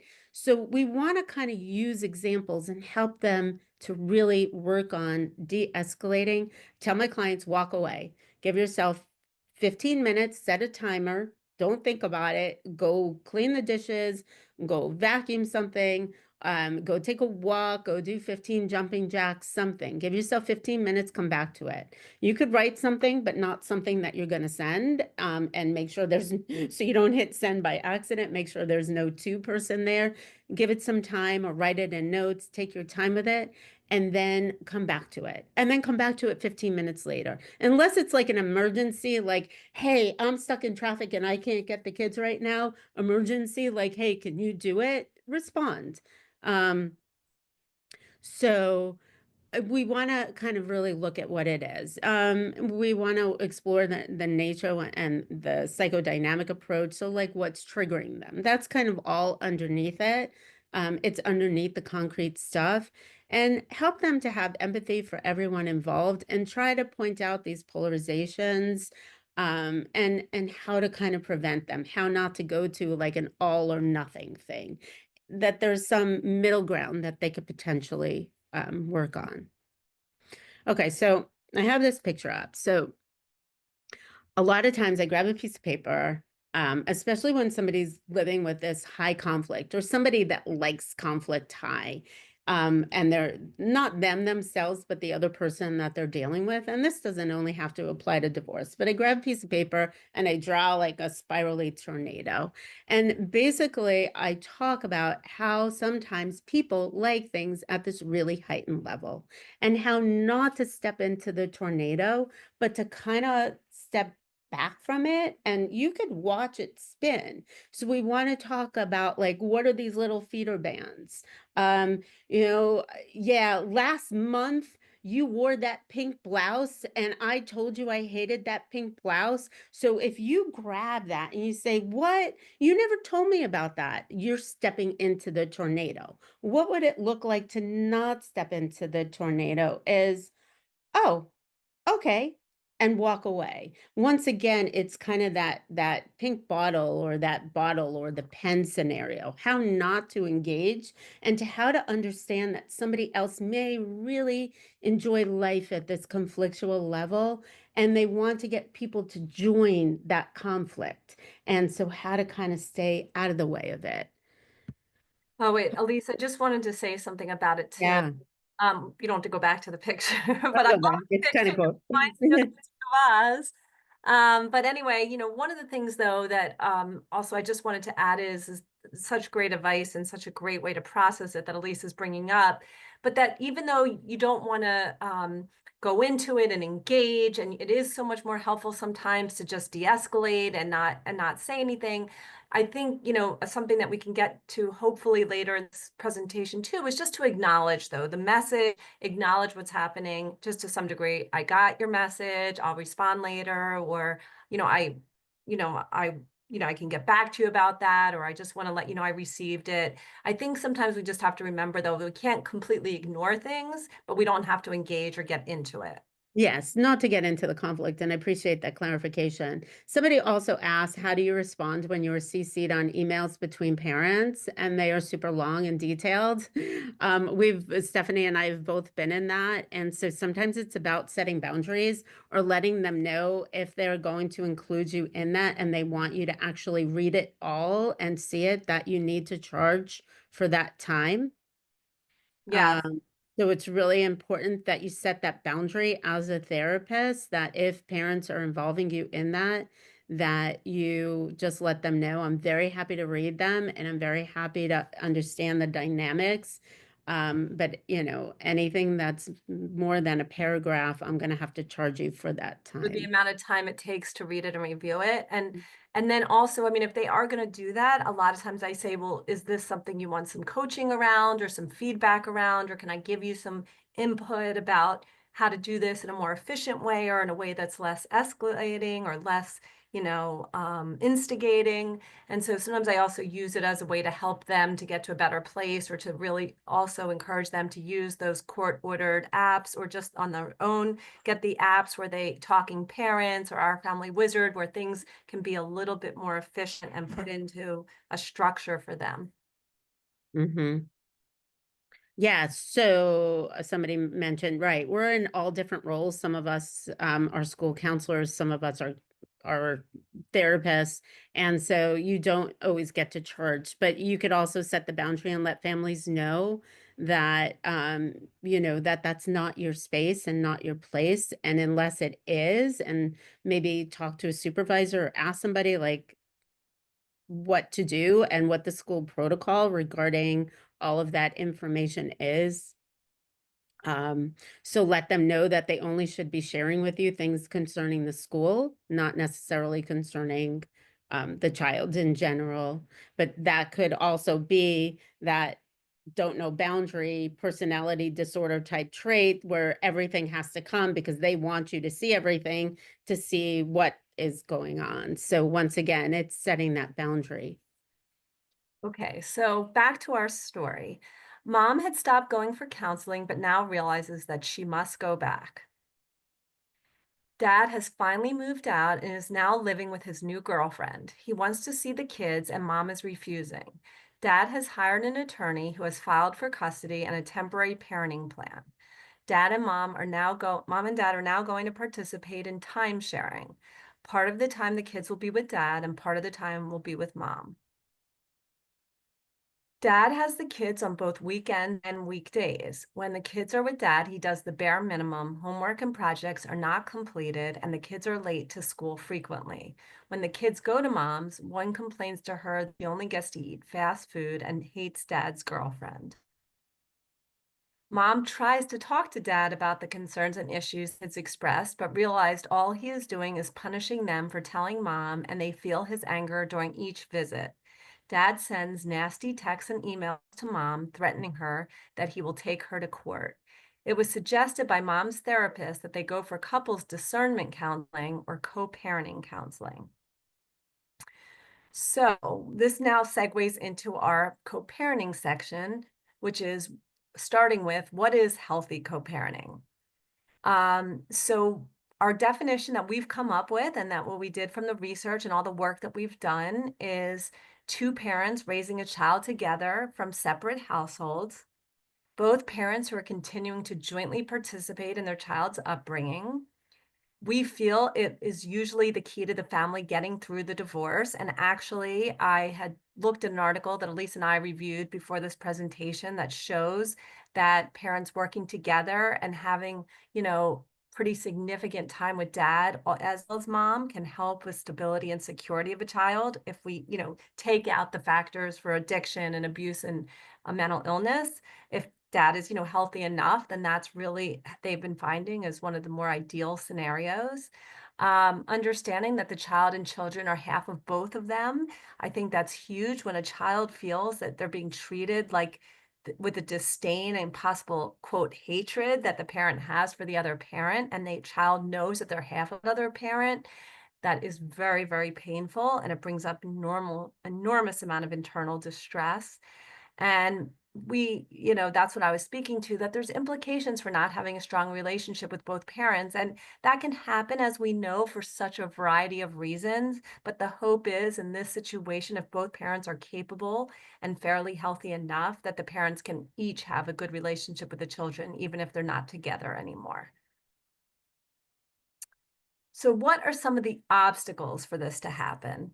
As Elise talked about, the very strong and very, very powerful feelings that come up from the betrayal, from the rejection, from the loss of this incredibly, significant life event and life process of having a family and being in a relationship with somebody in that way, in whatever configuration it was. There's, as we know, enormous anger, jealousy, a lot of usually unresolved issues. That's what led them there, because they couldn't work through things. So they're not going to be able to work through some of those things ever, especially not with you as the co-parenting counselor if you're doing that. We talked about personality disorders being a major obstacle. Sometimes parents have just very different fundamental beliefs, and that can be, a huge challenge, whether it be how they look at the importance of homework, or a huge one that you guys might be seeing all the time, that I see all the time, is like time limits and a use of technology, and screen time is a huge difference sometimes. Sometimes parents put a lot more weight, one does, on the importance of sports and athletics versus academics sometimes. Some parents really want their kids to be in various extracurricular activities or religious activities, and the other parent doesn't. I actually have an interfaith divorce where the mother really wants the son to be raised Jewish, and the father, who had originally said that was okay, now that he's divorced, does not want the son to be raised in the Jewish faith, and has been taking him to his church and to his church Bible study. And the child is extremely confused, even though he's a teenager in high school. So these are all things that can be huge obstacles that have to be dealt with. And then we also talk about the shadow advisors dynamic, which can really come in to be a problem here, which is people in your life who really truly love you and have your best interest, who get involved in ways not recognizing because they're so loyal and they care so much about you, can give you advice that might not be in line with what the adult person going through it really thinks is in the best interest of themselves or their kids. So like, when a parent tells you, take them for all he's worth, or keep going to court, or make sure you get more child support, or make sure you force him to do this or that, or don't let the kids meet his new partner. Like that's all stuff that can really, come in between these things, can really complicate things and can be huge obstacles. Okay. Um, so we also wanted to talk about the difference between what's couples counseling and what's co-parenting counseling. And a lot of clients will ask you this. As I shared, I get a ton of referrals for this. So I'm always answering this question. So the couples counseling focuses much more on the present than the past. I am really very into sharing that you do not rehash the past, that you're not going over things to relitigate them, to focus on them, to harbor those, to talk about the interpersonal relationship and how they feel about each other as people. We're really going to be very solution oriented. We're going to be very topic focused. We're going to talk about very specific issues that you both want to discuss that are focused truly just on parenting the child or children. Again, it's on the whole family adjusting well and the children adjusting and learning how to communicate with each other, but not focusing on anything about their past marital relationship or their intimate relationship. We really believe that this work can really prevent resistance and possible alienation issues if it's done the right way, in a really, helpful way. And we also talk about the importance of being a neutral parent when you're doing this co-parenting work and not being an escalated or angry parent. That's coming right from that Splitting book, by the way, that we recommended early on.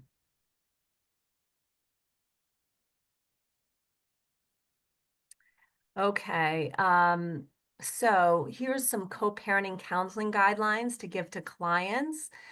These are things that I talk about and weave into it. I call it like the principles of co-parenting. And I give examples, or I have them give examples, or we set these as our goals or things that we want to just keep coming back to and making sure that we're hitting and addressing in the work together.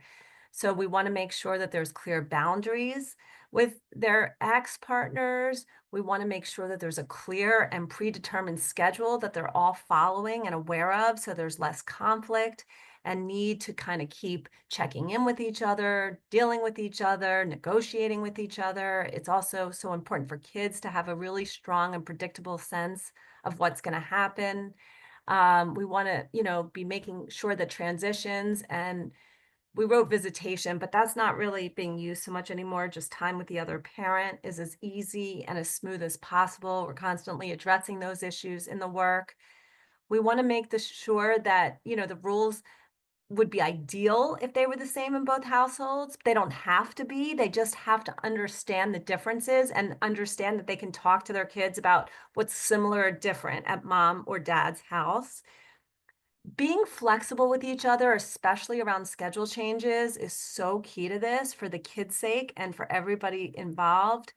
We want them to defer to one another about how the kids are doing, getting advice and ideas. I'm working with a couple who have a 4-year-old, and he's been having some major behavioral problems. And we really spend a lot of time in the sessions.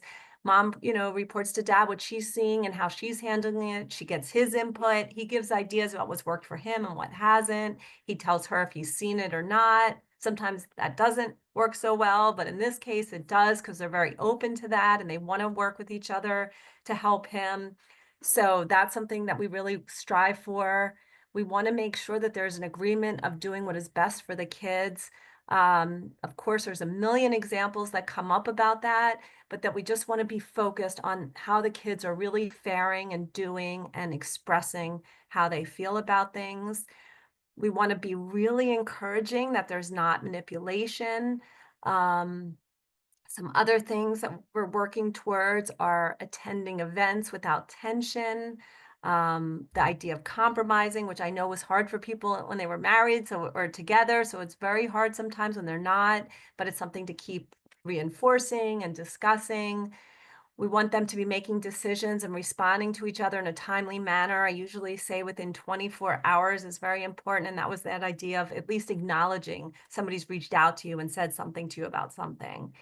And that This work is very difficult. It brings up enormous amount of feelings, as everybody can imagine when we're doing this work with these people. So we want them to have patience with the process and not to be pointing out the misbehavior of the other. Don't label the other as a liar, as being dishonest, as being manipulative, of not saying the truth, of having a different reality, of being a terrible parent. These are all things that we need to set guidelines and boundaries around in the work, but that doesn't happen. Okay. Here are some co-parenting counseling skills that we wanted to share. Well, these are things that we want to, again, integrate into the counseling, which is important to set ground rules with them, expectations of how the session will go. We want to encourage them to listen to each other, to not speak until the other person's done. Sometimes I have them repeat what they heard so that they feel the other person feels heard and that they can really make sure it was accurate, what was said. I'm teaching them healthy and alternative ways of speaking to each other. We want to discourage unilateral decision making.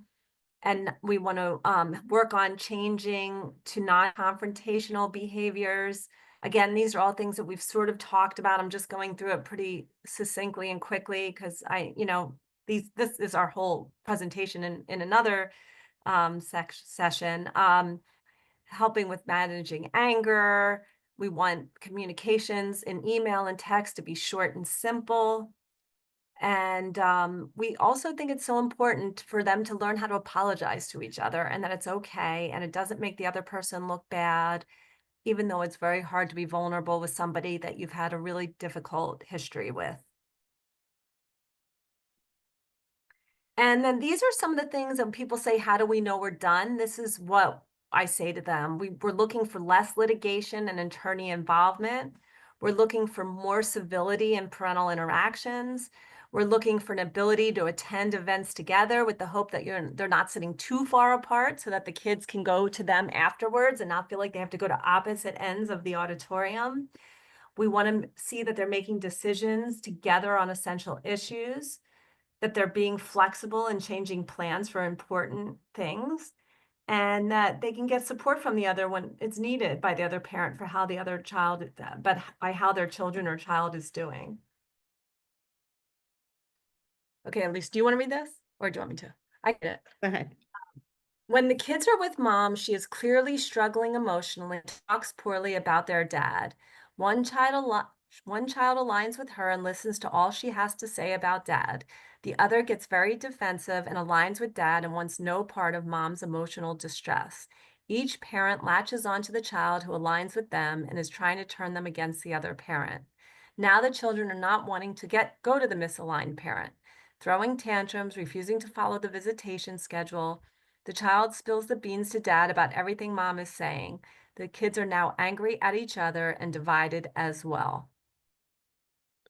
Okay, so let's just talk. And I saw there were a whole bunch of questions in the chat. We're going to get to most, if not all of them, in what we're covering now. And if not, we'll cover it at the end.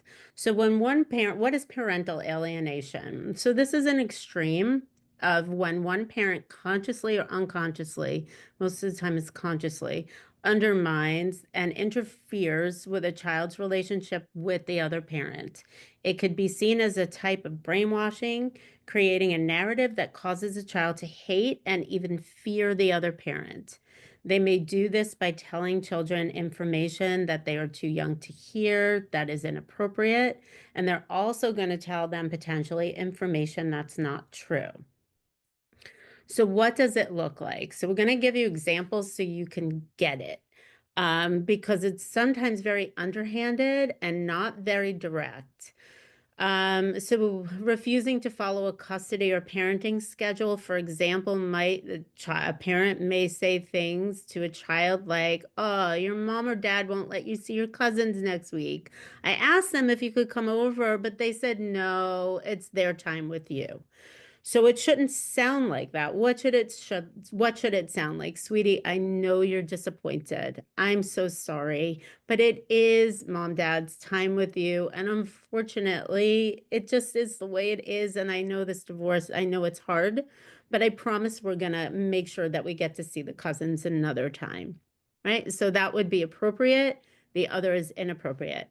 Intentionally scheduling activities for children during other parents' time, such as I can pick you up and go to soccer because, ugh, your mom, dad is just too busy at work, and then we could just come back to my house. So kind of this massaging of manipulation happens, interfering communication between the other parent and the child or children. Can you believe that your mom and dad want to talk to you tonight on the premiere of your favorite show? Now, it's in the parenting plan that the parent will speak to each child at 8 p.m. and whatever, whatever, but they twist it and turn it instead of, hey, should we just ask mom, dad if we can talk earlier, like a novel idea, right? Can we talk earlier? So that, you could watch your favorite show instead of talking about how something that is routine now becomes the other parent's fault. Discussing the divorce case with children. Can you believe that your mom, dad wants to sell the house? I know how much you love the house, and I can't believe that they would do that to you. But it's like, hey, we decided in court that we're going to sell the house, right? But the parent twists it and turns it and makes it as just this like yuck, damaging information, disparaging the other parent in front of the children. I have to tell your mom, dad, I've tried to tell your mom, dad that we should stay together and try to work it out, but they just don't seem to care. And unfortunately, I have to give them most of my money, so I won't be able to take you to the amusement park this weekend. Oh, victim, poor me, right? Poor me, we won't be able to go. But this is part of the agreement, and this is what you agreed to, but they make it like it's the other parent's fault. So what are these 5 signs? We have 5 signs here of what it looks like in children if you start to see it. Children may seem angry at the other parent and then may argue and be rude and disrespectful. I've had children who, when they come to the other parent's home, when I see this happening, they come to the other parent's home and they basically go in the room and won't come out. Even dinner time, they'll go snack and eat at different times. The parent will say, hey, come on out, it's dinner time. No, I hate you. I'm never eating dinner with you again. I don't even want to see you. Because sometimes the manipulation or the need to align with the other parent is so great that the only way that they could control it and align with the other parent is to have this anger towards that parent because they know that there's nothing wrong with the parent, but they need to push away. Sometimes children begin to sound like an adult with harmful or hurtful statements. Children appear to feel guilty about being happy and spending time with you. So naturally just don't want to do things, refusing to go out with the family for family activities, because being happy is aligning with that parent, and it's a misalignment sometimes with a very unhealthy parent. Child seems to be fearful due to false accusations, and we talked about that when things are being said or spread by the parent with potentially personality disorder traits. So here's some clinical issues, potentially how to work with them. With parental alienation or when things start to really get hard for families and there's a lot of conflict, take more trainings, refer out, get supervision, do what you need to do in order to feel comfortable. This parental alienation is a heavy duty issue to work with as a clinician. It's very, very challenging, requires ongoing collaboration, supervision, because sometimes your thoughts and world gets turned inside out as well. And you sometimes don't know, like you're turned upside down and you don't know which is up and which is down in the situation. So sometimes talking it out with another professional can help you. You want to make sure that parents aren't splitting and causing children now to potentially hate you. This type of work requires that all family members to make changes in their relationship patterns, if possible. And if there are true personality disorder issues, is sometimes it's just very limited what you can do, but that's typically where courts step in and order certain things. So you want to be able to describe the differences between an escalated angry co-parent. Oh, I'm not sure that belongs there.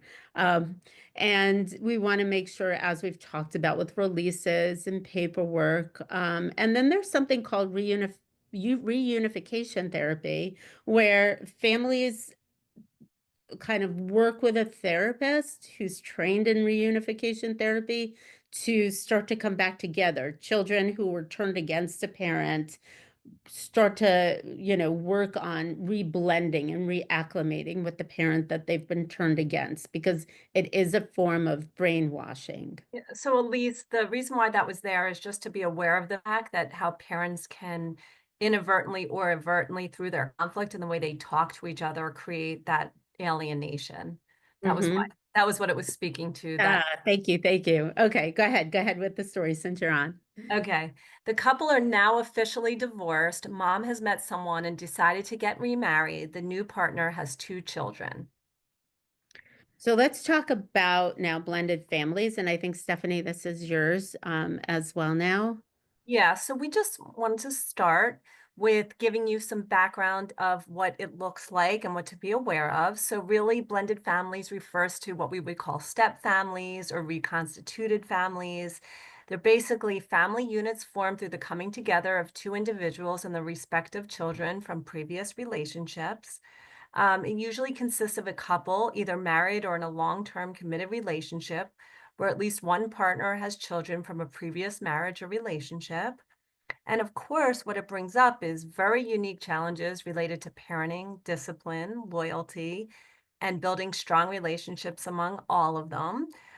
Both Elise and I have, well, I have a blended family from growing up that, I know about personally as a child. Elise has had a blended family that she helped raise through her second marriage.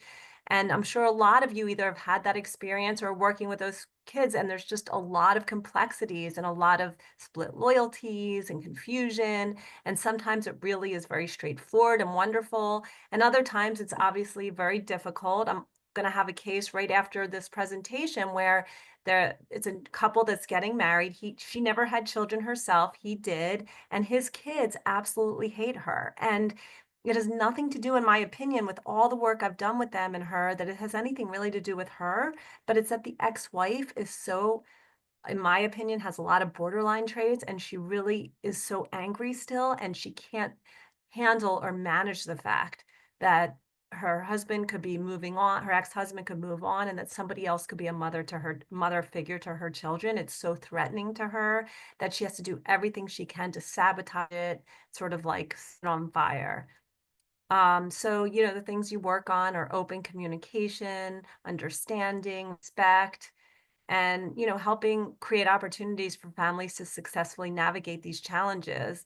And on the next slide, Elise is going to talk about some more specific examples of that. Yes, And thank you. So Stephanie shared, I am the child of a divorce. I am also divorced myself and successfully remarried. My husband has 2 children. I have 2 children, all around the same age, all boys. So I have some personal experience with this as well. And remember, we bring sense of self to the therapeutic relationship, but we also know the boundaries with that. But being in it and understanding it sometimes gives us a bird's eye view, at least of the issues, but not of the individual's issues. Because remember, that's unique and separate to them. So some of the issues that people deal with is, how do I love somebody else's kid? This is hard. Maybe you don't like them. Maybe they don't like them and they're dealing with that. Or don't like the person that they are, or sometimes the attitude that they have. Balancing the needs of all of the children is sometimes quite a feat, not feeling one-sided. Um, Sibling rivalry, really working with families. I mean, I'm blessed. We have a family and they're all in their 20s now and they love each other and they keep in touch with each other. So we say I did something right. But I think a big part of the key of it is accepting each other for who they are. So this one likes peanut butter and jelly and this one snores. Okay. And how are we going to deal with that? How are we going to help each other and work with each other around each person's uniqueness and just being okay with it. If there's special needs in the family, helping to kind of all take care of each other and love each other and see that not one person is exempt from being different, that everybody is kind of different. So work on managing sibling rivalry. Don't make things competitive. Um, Managing visitations, doing things as a family. Sometimes families are on the same schedule, sometimes they're not. So how does all of that work out? How do you create some fairness or opportunity for all of the family, whether you're doing it as a family unit or not? Parenting, and this question came up about parenting, whether it's a blended family or a boyfriend or girlfriend. So everybody does it their own way. I sometimes see what works best is that each disciplines their own children. The way I used to do it was I would say, hey, how do you think your mom, dad, for me, it was, how do you think your dad would feel about that? I'm not sure he would be okay with that. Maybe it's something that we should hold and just talk about later. I thank God I didn't really have a lot of those issues, but some families do. So you create some dynamics and rules regarding discipline because sometimes children don't accept discipline from the other parent, and it's hard for them. Also recognizing it takes time. Like you're throwing this family together. This is not by choice for these children. And it takes time to adjust to the new family dynamics. In the case of Stephanie, sometimes that alignment with the parent who's turning against is so great that once again, it be not necessarily a full-blown parental alienation, but they just start to believe things like that. Um, so you have to kind of see what's happening and let the children adjust. I always had to let my stepchildren kind of settle.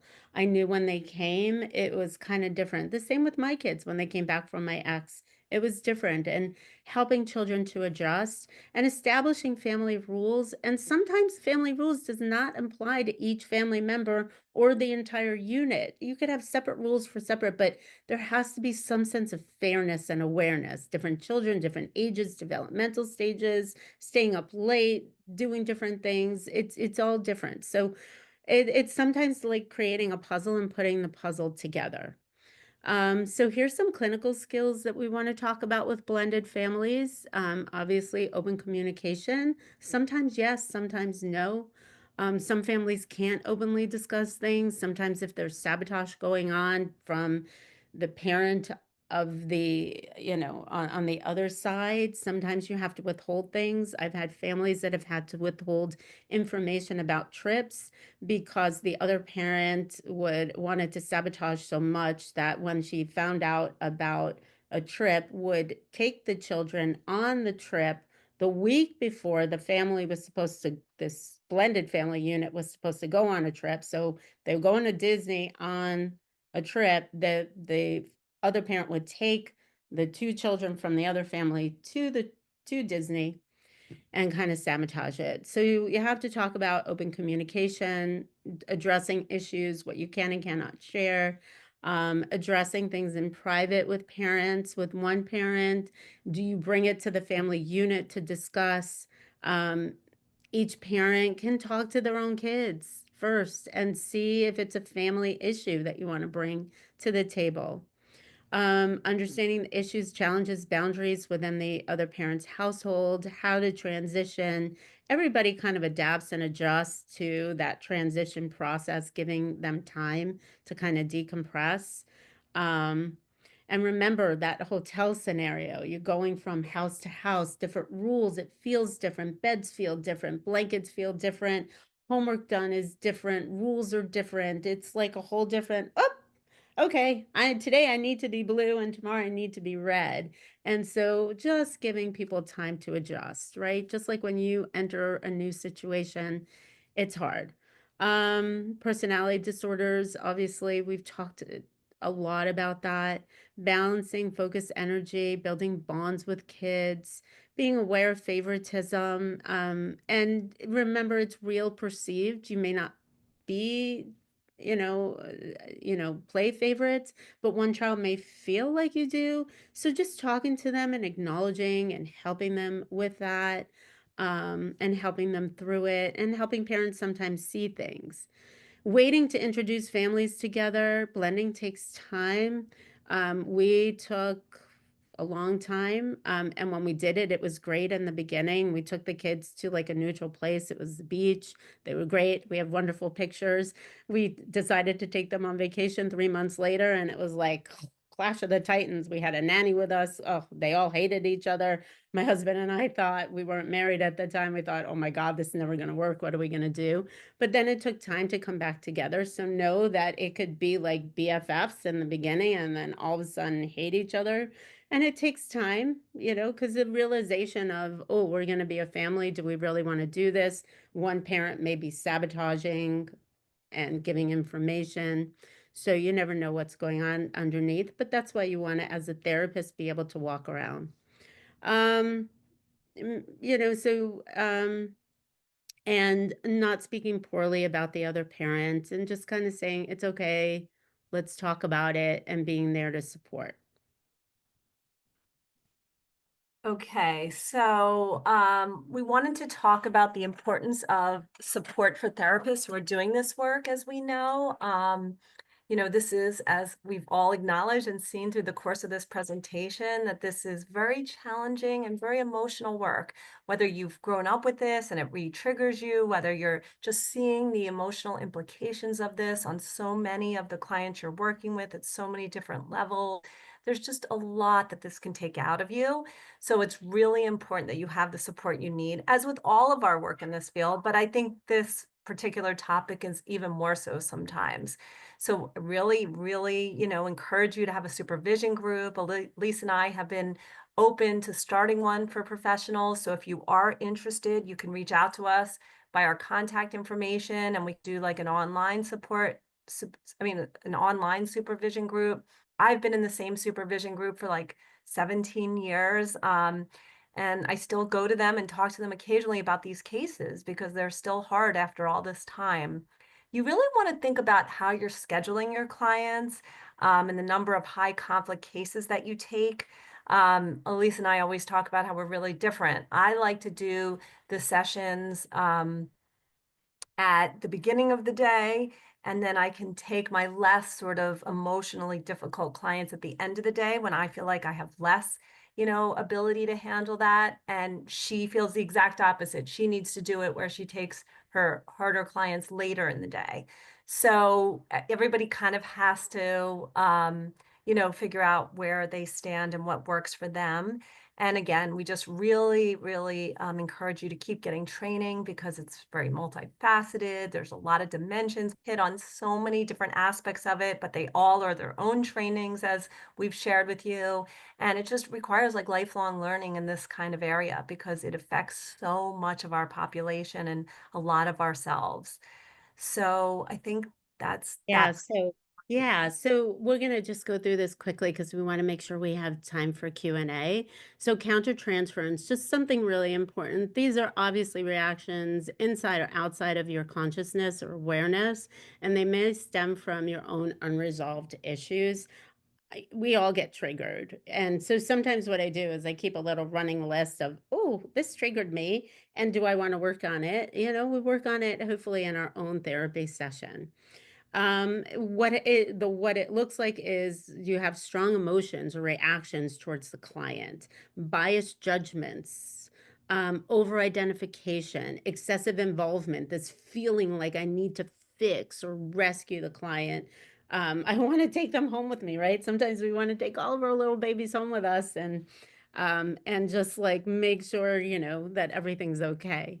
Um, nor it's normal and very common phenomenon in therapy. Me being in practice over 35 years, it triggers, it happens. I identify with some clients. Sometimes I could, as clients tell me something and I kind of paint the description. Is it like this, and this? And they say, yes, were you living in my house? But, sometimes there's dynamics that you have lived with that are very, I guess, a common feature of living with certain personality types of parents.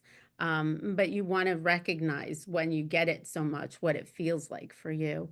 And it can provide valuable insights into your own internal process. You want to really limit and be aware of your use of sense of self, based upon the type of therapy that you do, um, and your amount of sharing and how all of this feels.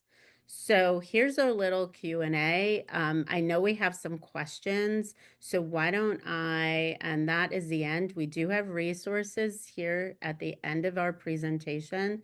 I am going to kind of stop share and we'll just move on. There were some questions. I know Stephanie, you want to grab, Okay, yeah, I can go up. Some people, I don't know if there were questions as much as some sharing and some saying what would be really helpful to them or what has been helpful for them. But let me see. Let me go up a little bit more. So Uh, there's something here about co-parenting, parenting yeah. schedules, if a teen doesn't want to. So that may be a periodic review. I find that's a normal phenomenon that happens, that a lot of teens kind of start to shift the schedule. They start to drive, go out with friends. They don't want to go as much, especially when we're reaching that 16, 17-year-old age, sometimes earlier. If parents are flexible, I always tell parents the best parenting plans are the ones that you put in the drawer and you forget about and you just work it out. No parenting police is going to come knock on your door and say, "Hey, you were supposed to be with the kid Wednesday night and you weren't." I always tell parents, you work it out and you figure it out. If it starts to be a disparity in finances, that might be a time to maybe go back to court, mediation, something like that, to reconfigure finances if a child is spending more time and it really is impacting a parent financially. But it's very normal. Sometimes parents allow for it, and sometimes parents are just absolutely not. We're following the schedule. This is it, and helping kids to adjust to that. Yeah. I find is helpful. Thank you, Elise. So here's a one that I can speak to. It says, can you speak about the level of parenting involvement the new boyfriend or girlfriend should have with the kids? That's an excellent question, and it's also extremely nuanced, right? There's so many different situations and ways and examples that we could look at. But I do think that, first of all, the one thing that I really speak to adults about in these scenarios, and I'm sure Elise does as well, is that we try to really encourage that you are at a very, very sort of committed level of a relationship when you first of all start to introduce the kids. And I mean, I don't know exactly what the time frame is because of course it's different in every situation, but I usually say, if possible, wait 6 months. 3 to 4 months generally seems to be people's more comfort level. They feel like at that point they have a greater sense of how happy they are and how good they feel about this person and how, you know, how much they feel that they have the sense that this is a person who's really going to be a very major part of their life. But that's really what we're looking for. And then I say to do it slowly and in a way that the child has some control over, and that you pick an activity, you do it like very subtly first. Maybe you have a meal together, maybe you go outside and do an activity together, maybe you hang out in the park, or you go to a play or a movie where there doesn't have to be tons of interaction. And then you sort of, incrementally increase it, and you watch how the child is feeling and doing and how everybody's, getting along and feeling comfortable. Um, Hmm. and then I think And you also really have to decide, like, when it comes to how involved they should be, I think like they shouldn't, unless you're really married and living in the same home, or not even married, but living together, then you can start to sort of negotiate their level of involvement. But usually we really say that the biological parent really sort of sets the stage for the majority of the parenting, and that the boyfriend or girlfriend, can have some ways of communicating and stepping in and being a part of that, but very, again, gradually and slowly and in a way that the kids get used to and are responding okay to. And that I would also really encourage, which I do, like family meetings and time that the biological parent spends with the kids, kind of explaining how things are evolving and changing, and just making sure they're checking in a lot to make sure they're comfortable with the new, parent in their life, yeah, that's or the great. new relationship in their life. And that's kind of what I was talking about when I talked about blended families, that it could be Mhm. introduction or it could be the fact that you've moved in together. But typically the the parent of origin usually gets to kind of discipline. Right. There was something here, parent alienation seems to be occurring. Would you not encourage client to see if legal would request or a gal? So guardian ad litem, having somebody talk to the kids. Yes, that would typically be so. People handle it different ways. Yes, legal, in many of the cases has to get involved, sometimes not. Guardian ad litem who would talk to the children and kind of really understand what's going on and kind of also talk to each party and kind of be the representative for the kids sometimes is needed. Yes, in these hard cases. And yes, it is very difficult. It is a lot. Not everybody can handle parent alienation.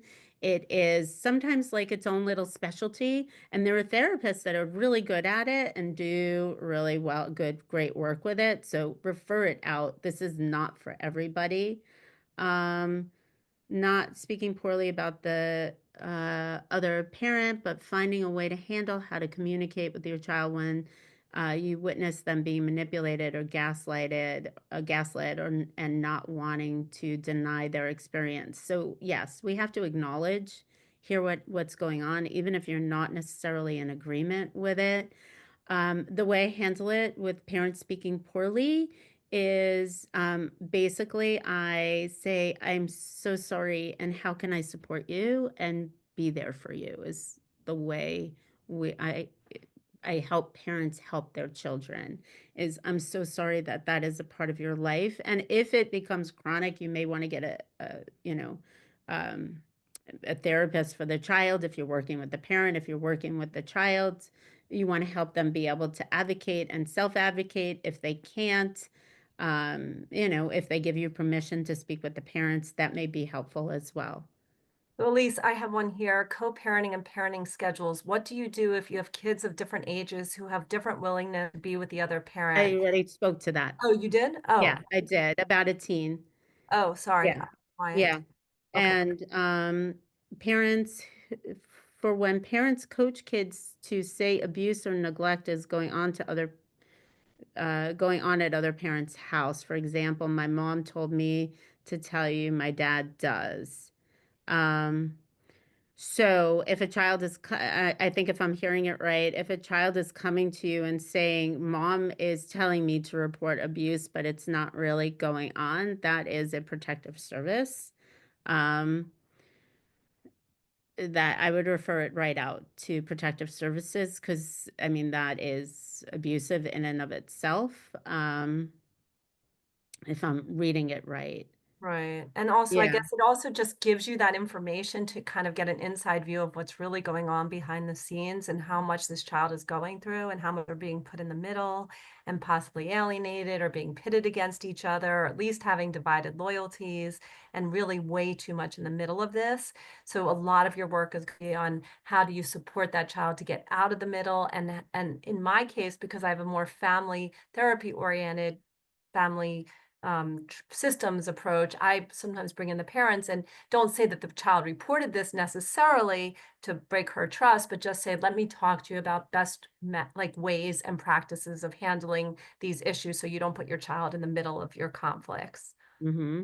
There was also one here. Can you speak about the child teen's right or ability to talk about the other parent and or the other parent's home life to the custodial parent? This question is about the children teen's ability to talk to parent A about the other parent. I mean, children should be able to speak freely. When it's limited, that's when we start to see the dysfunction, or when a child feels censored, or like they can't say something because it'll go back to the other parent or get in trouble. So children know who their parents are. They know what they can and cannot do. They know how to manipulate situations so that they thrive in it. Um, so we never want to break a child's way of doing things, but we want to understand why and the dynamics and see if we could help to affect change and or how we can support. Um, if so, if we see that a child doesn't feel comfortable talking to the other parent about it, that's obviously a red flag for us. But we try to help parents and children to feel comfortable talking about whatever it is they want to talk about. Things are naturally held. I hope you enjoyed this continuing education course from Agents of Change. Want to earn your CE credits for this course? Visit agentsofchangetraining.com or the link in the description to purchase the course and take the post test. If you're looking for more CEs, check out our unlimited plan. You will get unlimited access to 150 plus ASWB and NBCC approved continuing education courses for one low annual fee. We're always adding new courses. Did I mention we also have 5 free CE credits available too? Check it out at agentsofchangetraining.com.